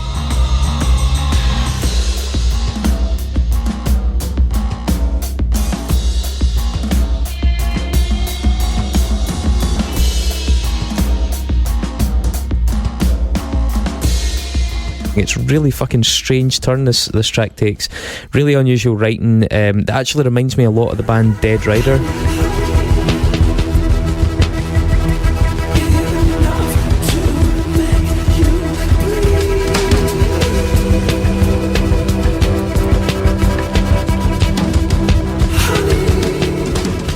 Dead Rider's a band I've kind of nodded to a couple of times. Features an ex-member, Todd, from US Maple, and they do this weird electronic mixed with alternative thing, and they are the closest musically I've found to this band thus far.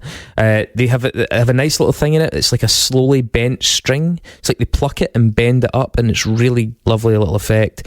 And the track also has a terrific percussive outro where both of the drummers are trading shots on it. It's a great way to finish it. Really high energy. I found the synth sound from 240 onwards very grating, and it kind of pulled me right out of the song. But I did really like the reverb and the vocal. The reverbs and the vocals, I will say, I think are the ones that get right on this album. They overcook them a little bit on some of the later stuff. In my notes, I wrote widest span so far for the vocal spread. Lush. Lush, yeah. Track 4, Novokuznetsk, a Siberian city. I saw it mentioned in their interviews, and I'm not sure if maybe one of the members is actually from there. I know they met in St. Petersburg. I'm not sure if that there's some actual personal significance to that.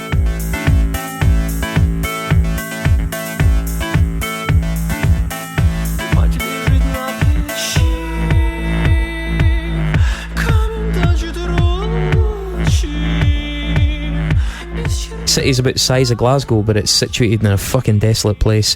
A huge coal and metal industrial town. This track is most immediately dancey, I think, with that big throbbing kick and sidechain synth that goes along with it. But it offsets that with a really roomy post-punk guitar refrain that really opens this song out. It half kicks in, like it half commits at about 1:10, and it's only about 10 or 12 seconds later it fully commits to this big percussive explosion.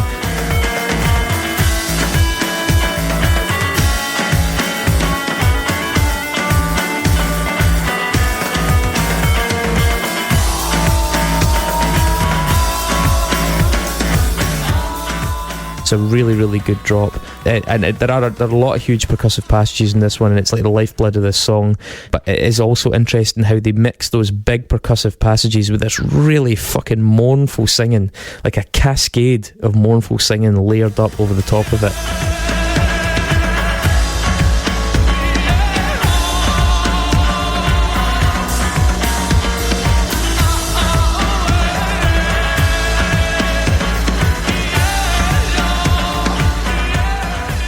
And then the track kind of noises out a bit at the end, gets really cacophonous. I again really liked it, liked the energy in it.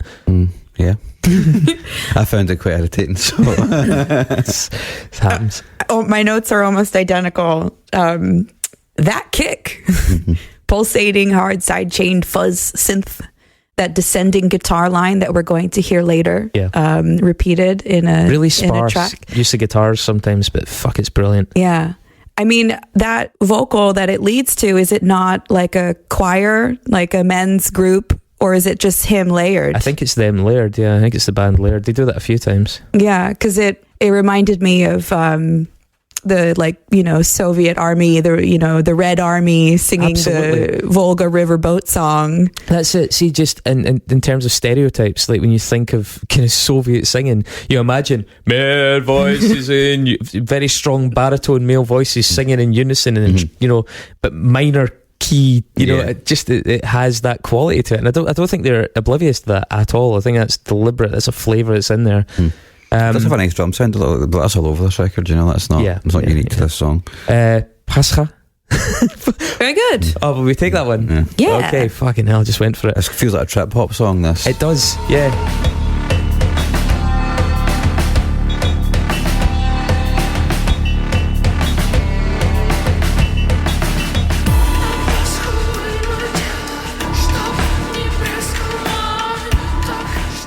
Yeah, it's creepier, I think the falsetto in it seems to be deliberately spooky as well. There's a bit of throbbing bass in there too. It has that, like you say, lazy, druggy hip-hop, trip-hop thing. I think it's actually got a kind of Purple Drank quality to it. Yeah, it does feel a little bit, woozy, and I was going to say relaxed, but I don't know if it's relaxed in the same way you would if you were, quite that off relaxed. your face. There's an accordion in this as well. Is it a real accordion? Do you think it's synthesised? I don't know. It's not high in the mix either, but it is definitely there. And there's some nice guitar swells in it too, and I love a swell. They can play accordion because in that live video for Apple Orchard, one of the members is actually playing accordion in it, so maybe it is real. Yeah. Is it the Jimmy Shand accordion? Goodness me, who knows? Accordion fans. There's a name drop. Yeah. Track 6, and this, here we go. Shum Velikoi Tommy translates to noise of great Tom.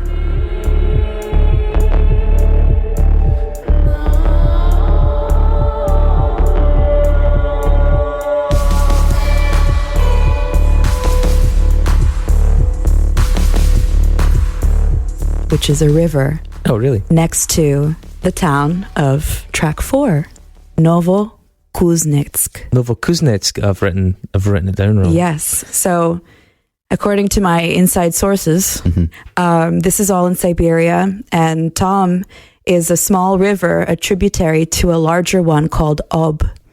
And Novokuznetsk is located there, and what they're singing is that they've had enough of it.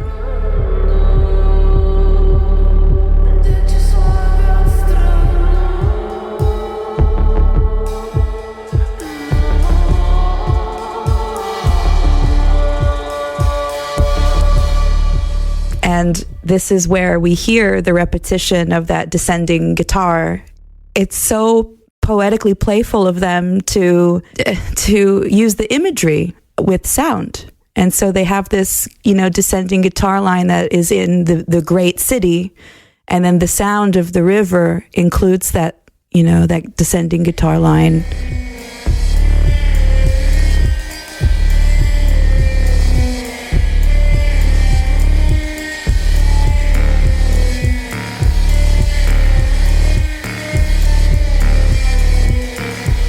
I thought that was very clever of them. That guitar line is one of the ones that's so heavily processed that I think you could be forgiven for mistaking it for some kind of synthesis. There's something weirdly alien about this overall.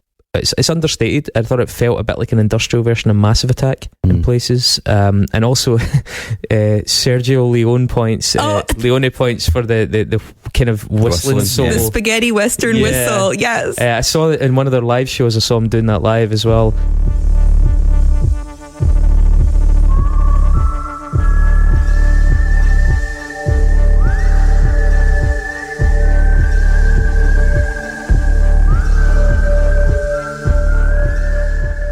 And it's also got a really nice shivering synth vibrato, like a little gate that speeds up and slows down, and it's fucking lovely. I love that effect. It's really nice, breaking up the symmetry of like a BPM track by having that change in tempo in the gate. It sounds quite post-apocalyptic to me, and quite moody, and I quite like, and that's saying something. There's a lot of moody songs in this record, but this feels like an extra layer of moodiness to it, which I quite like. Thanks to Yuri for the river info, by the way. Yes, and at 2:45, I hear Depeche Mode come back. And it sounds exactly like the sounds from Some Great Reward or Construction Time Again or Music for the Masses. Oh, I hear a lot of, I wonder, I wonder if they've ever listened to Depeche Mode, that's all. I suspect they probably have. Yeah. Maybe those synths just arrived in Russia. No, they were making their own versions. Which are much sought after. Yeah. Yeah. Track 7, Raz, Dva, Try? Raz, dva, tri. Is that 1, 2, 3? Yes. Okay, yeah, I was guessing.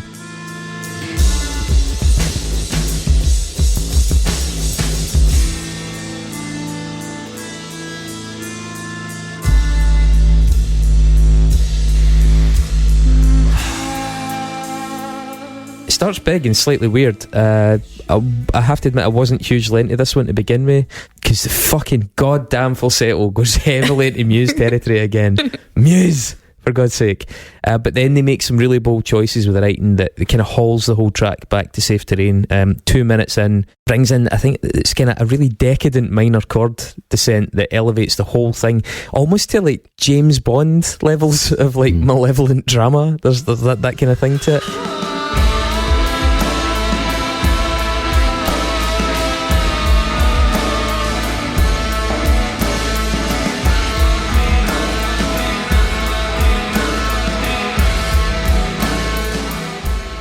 It also weaves in some really nice glitchy feedback and keys into this mix. I think they've probably got to the end of the mix and said it's a bit too clean.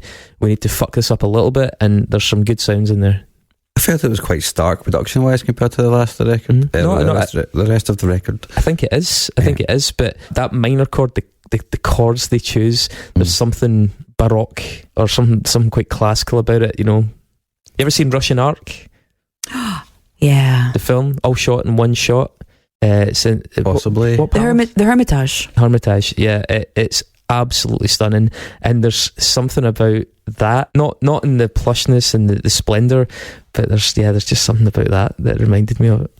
I think I like there's a sub bass in this, which is pretty cool, or a really low bass note anyway, which I quite like. And it's the accordion, it's back again, which is nice. Mm-hmm.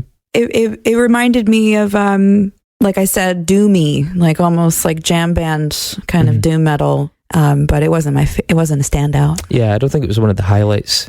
Track 8, Veselo. Am I right in saying that? Veselo? Yeah. Veselo.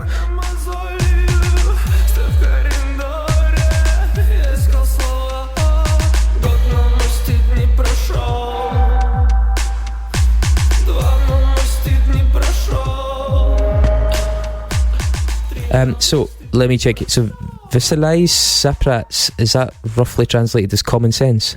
And this is some sort of masculine form of the first part of that, so along the lines of healthy sense, something like that. I have it as funny. Healthy, funny? Mm-hmm. Is it funny? That's what it was. Okay. When I seen online, yeah. I don't know if that's true or not. Musically, this one actually really felt quite Bristolian to me, in that kind of Portishead meets Beak, you know, Jeff Barrow sensibility sort of thing.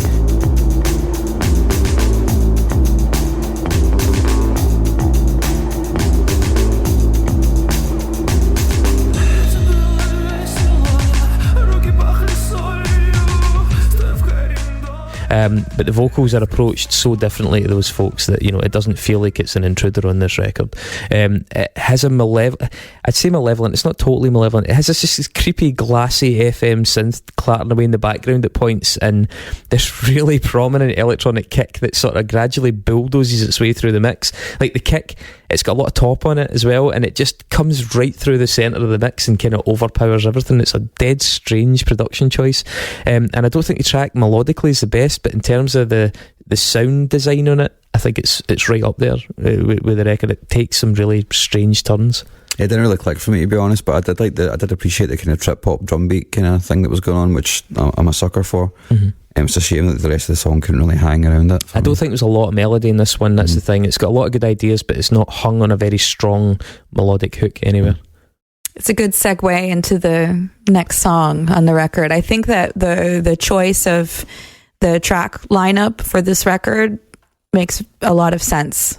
You know, starting out really strong and announcing this is who we are and this is what we sound like and we're here. And this seemed to me just like a album, I don't want to say filler, but I mean, this is the thing, this album's only got 9 songs because we're discounting the 2 bonus tracks that are tacked on Spotify. Right, so even with those 2 tracks, it's 51 minutes. I think actually minus with the 2 bonus tracks. Yeah, it's 51. Exactly, so then it's about 40 minutes. Yeah, and we're about to talk about a song that's 8 and a bit minutes long, I think, right? So which is my favorite. Track 9, Sin. It's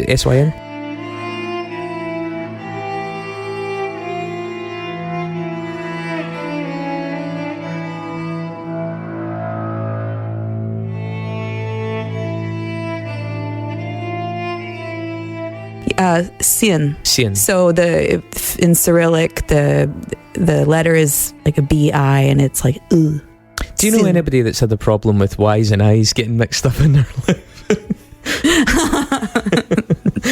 Yeah. Feinberg. Yeah, right? Myself. Yeah, because my last name is spelled Feinberg. Those of you who want to find the book.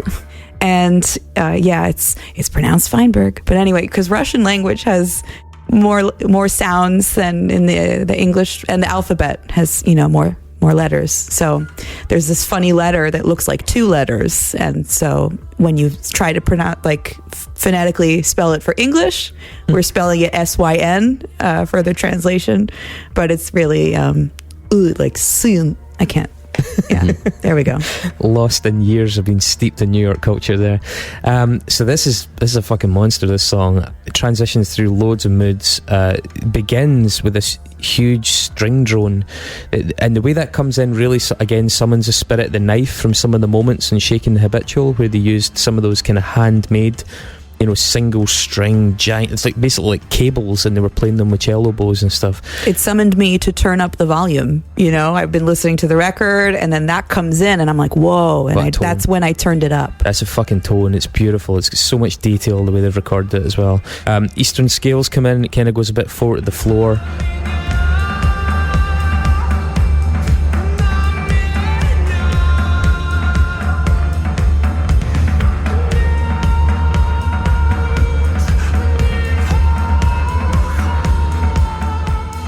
It's also got that, it's sin, but it's got that refrain throughout it that you can hear him saying it. Do you know what it means? No, I don't. Sun. See, I thought it was literally sin. No, it means sun. And the lyrics are very simple, but very, very powerful. And I think has more than a literal meaning, because he's singing, no, don't look at me. No, the son does not look like the father. And there's multiple references to Father, Papa. I mean, the album's Easter, that's resurrection of Christ. In Russia, for Easter, you say Christos Voskres to one another, which means Christ has risen. And so I'm wondering if lyrically he's singing about his own father. I don't think so. If he's singing, if there's anything alluding to religion and the religious father, or in a sense of Russia and then the country. So I think it's a very interesting choice to end the record. Mm-hmm. Multi-layered, definitely. The song itself takes about 2.5 minutes to really build up any momentum, and it kind of does a little semi-drop and returns, and it transitions into this much straighter, noisy electronic riff section.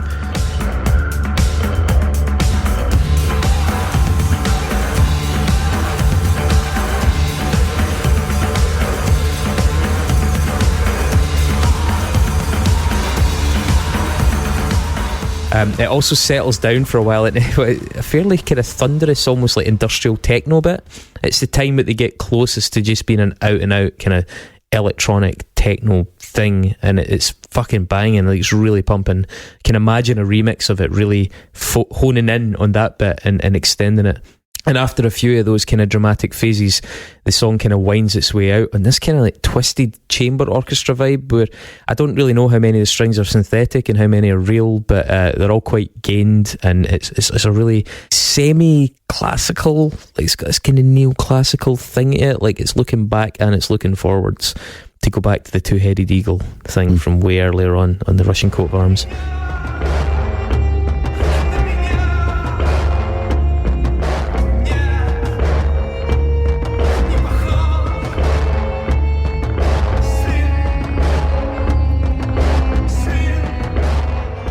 Yeah, it's quite a dancey track, even though it's so long. It does, when it gets going, it does feel like an absolute, pumping club song, I guess. The string thing at the start you were saying, that's just a lovely touch, you know. It's a really well chosen, really strange sound. I don't know how you picked that sound, right? But yeah. Like whatever it was inspired. Yeah, I think it's got a cool structure, which I liked about it. You know, it was kind of probably the most engaging song for me on the record, I would say. It's a big ending. They do end really strong, and I'm glad that they bookended it in a way that even people who weren't sure about it could at least be like, right, well, it arrives big and it goes out big. Go hard or go home, mate. Yeah. I think the drum in the beginning of the track sounds like a heartbeat. It's it's a very filtered kind of muffled kick, which is a nice ending with a song about father and son. And this is the first record I've ever listened to where I'm listening to the bass drum the whole record and wondering how can I describe it. And I really like the choices that they made for drums. The bass, like the low end, there's a lot of attention paid to it. They've got a very, very good balance between the kick and the low synths in this record, I think. So yeah, I mean, well, I'll lead off, right, because I brought this to the table. I've only really found out about the band relatively recently, and I threw myself into them in a big way. And this was the clear winner for me in terms of listen-throughs of their entire albums. As I mentioned, there are definitely good points in some of the other records, and also some low points. I'm not sure where the band will go from this. They're in a fucking tough spot. I just don't want to speculate. I hope it may well be the kind of band that ends up having to leave Russia, you know, unless things change very soon. But I really fucking hope I get a chance to see this band live, because having heard this and having seen some of the performances, it looks pretty special. And thanks again to Grant for bringing it to our attention. If you're someone that listens to the show, especially if you're on the AAA group, send us stuff. We do fucking listen to it, and sometimes it ends up on here if it really sticks. I think this is the Goldilocks period of what they've done so far, and I want them to be represented here. And I think as good a record as it is, if it came from a British band or an American band, I'd be like, this is a cool, different record. This, again, I compared them to Dead Rider, who I think are probably equally as good. But Dead Rider don't have the context, the astonishing context of what's going on around these guys, and the depth of philosophy that the music seems to be steeped in, and just the kind of punk spirit that it seems to represent. What they're doing is brave. Yeah, it's not as explicit as, you know, it's not your literal surface reading protest music, but it is definitely very, very subversive on a whole number of levels, not just in terms of the invasion and in terms of the military in Russia, but in terms of gender, in terms of sexuality. It's a great record. It takes guts to make music like this. It can't be easy. And they deserve a fucking lot more success. I minus COVID and this fucking abomination of a Russian government, I think this band would be doing very, very well. I think it'd be doing very, very well. I think it's great that they're doing it, and the music itself is good, with a lot of acts where, can you name me one good song by Pussy Riot? No, I couldn't even tell you what they sound like. No. I mean, Pussy Riot are an interesting cultural totem, but musically it's like, yeah. And right. So with this band, they make great music, and that's what Russian people need. They need to hear and perform and have great music that they can make and listen to freely. Well, Russian artists, writers, philosophers, fucking musicians have contributed to some of the greatest works in every single field. So it's nice that important things in Russia are not just reduced to, I don't want to say patronising, because Pussy Riot are brave. And they serve a very important purpose, and they engage a lot of people, especially young women, with aspects of politics, and they make people aware of what's going on in Russia. But they don't necessarily fit into the canon of classics. And this, whilst people might say I'm overstating it a bit, at least is more in that tradition. It's something pioneering and different. There's a really interesting interview, by the way, with the band where they talk about how shit they think Mozart is. They think Mozart is shit, but that he was way ahead of their time, and they wish the world had more Mozarts, just purely because as much as his stuff is horrible and overplayed now and just a little bit stale, he moved the collective artistic consciousness forward, and there's not a lot of that. And I think in their own way, in their very bite-sized way, they're trying to do that. Time for the Nexus then. Yeah. Next is the Nexus. Next is.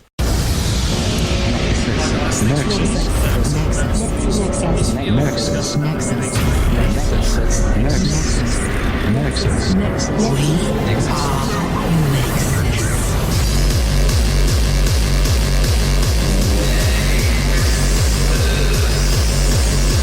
A complicated series of connections between different things. Yeah, did we get that on recording earlier on? So Rebecca was saying that apparently some listeners think we're saying next is. Apparently, this listener is the girl listening in New York who didn't understand the concept of nexus because, I don't know, your Scottish pattern.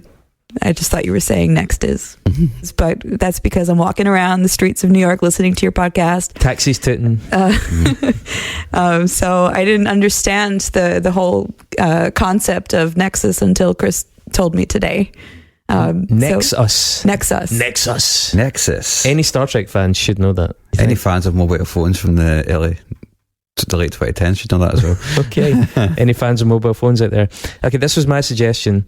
And the name that came out the tub was, oh my God, talk about pronunciations. Bra Willie.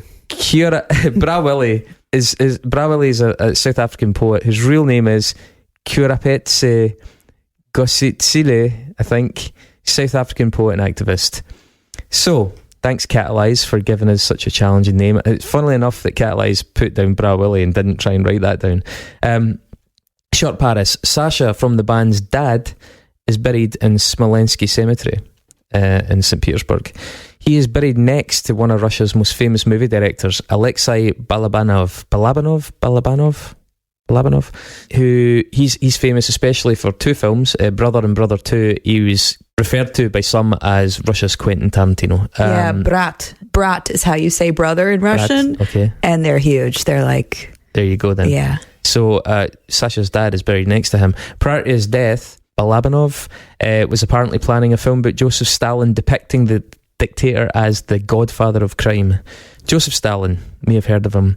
In 2006, the Christian-led Journal of Creation published research, inverted commas, on Joseph Stalin, claiming he'd attempted to engineer a race of 8-man super warriors. The crossover, why a Christian journal sought to do this, the crossover is because Stalin supposedly sought to do this to disprove religion or prove evolution or something. And they clearly objected to that and started this hysterical rumour to that end to poo-poo it, okay? Stalin tried to make 8 men super warriors to prove that evolution is true. Fuck knows. Okay, not that anyone here is about to leap to Stalin's defence, but we will leap to the defence of the theory of evolution. And luckily it turns out that this entire fucking rumour was bullshit anyway. It actually relates to a highly respected scientist at the time called Ilya Ivanov, whose work in crossbreeding horses had made him somewhat famous. There were indeed, however, aspects of eugenics that were being pursued in the Soviet Union at the time. But ironically, when it was pointed out in a letter to Stalin, the parallels that the eugenics programs created with Nazi Germany, in true Stalin style, he basically had them fucking liquidated. He had many of the scientists executed, and a lot of the rest of them had to flee. Ivanov did later apparently engage in some fairly deplorable attempts at artificial insemination in Africa, but the notion of him engineering a giant monkey army for Koba the Dread is fanatical Christian waffle, not true. In 1971, Nobel Prize winner and renowned poet Pablo Neruda, motherfucker, did a lot of things in his life. One of them was praise for Joseph Stalin. For example, 2 poems, Canto a Stalingrado and Nuevo Canto de Amor a Stalingrado, as well as a series of statements lauding praise in the architects of the Soviet Union. Again, he recanted those. None of them, but that is to say, none of which was massively unusual for South American communists at the time. He later recanted it, but it continues to tarnish his reputation, as do confessions in his memoirs about what appears to be the sexual assault of a housemaid, prompting feminist groups to protest the naming of an airport after him. And the rapper Earl Sweatshirt's real name is Tebe Neruda Gositsile, and the Neruda bit is coming from the poet Pablo Neruda and was chosen for him by his father and poet Chiaropazzi, or Bra Willie. Cool. Did you copy a lot of that? Yep, pretty much most of it. I got from Shortparis from St. Petersburg, so was Dostoevsky. One of his notable works is A Brothers Karamazov. That right? Joseph Stalin was a huge fan of that book. His copy of it has extensive highlights and notes in the margins of the book, which has been studied and analysed multiple times by these researchers ever since. So you like little pencil fucking notes, like wow, like books that get returned to the library. Yeah. So all of then Stalin, Neruda was a fan of Stalin, like you said. One thing that you didn't say, which I got, is his friend, but Neruda's friend was Octavio Paz, the Mexican poet. He was also quite left-wing, but they kind of fell out because Neruda became Stalinist, and Paz was like, well, I'm left-wing, but I'm definitely not Stalin. I'm not a fan of Stalin, and then, yeah, so... But everything else is pretty much the same. I thought you would go for Earl Sweatshirt because of Odd Future. I thought you might go that way somehow, but sorry, man. It happens. So risk of going second. Does happen. Yeah. Okay, Rebecca, thank you so much for doing that episode. It was marathon, and I'm sure we made you work for your money. Thanks also to Mr. and Mrs. Feinberg for their contributions in real time, I might add. In literal real time. That's awesome. Yuri Feinberg has a book called The Child of Gulag, and Rebecca Yurivna has a whole bunch of music. Rebecca, you want to plug anything? It's on SoundCloud and Instagram as of now, but I'm releasing things in the future. Good for you. Nice.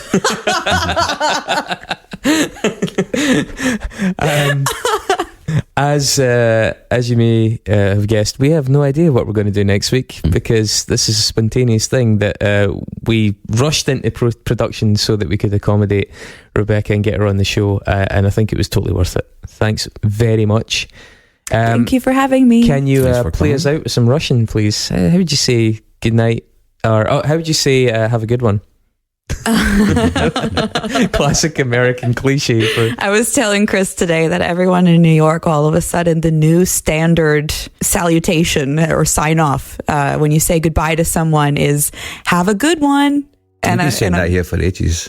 Yeah. No, all you guys say "see you later," and I'm like, "You're my Uber driver. I don't think I'm ever going to see you again." See you later. It's the fucking part of Scotland is that accent from. The part of New York. This is my Scottish and an American accent. Part 2. I'm just going to say spasiba, which means thank you, and до свидания.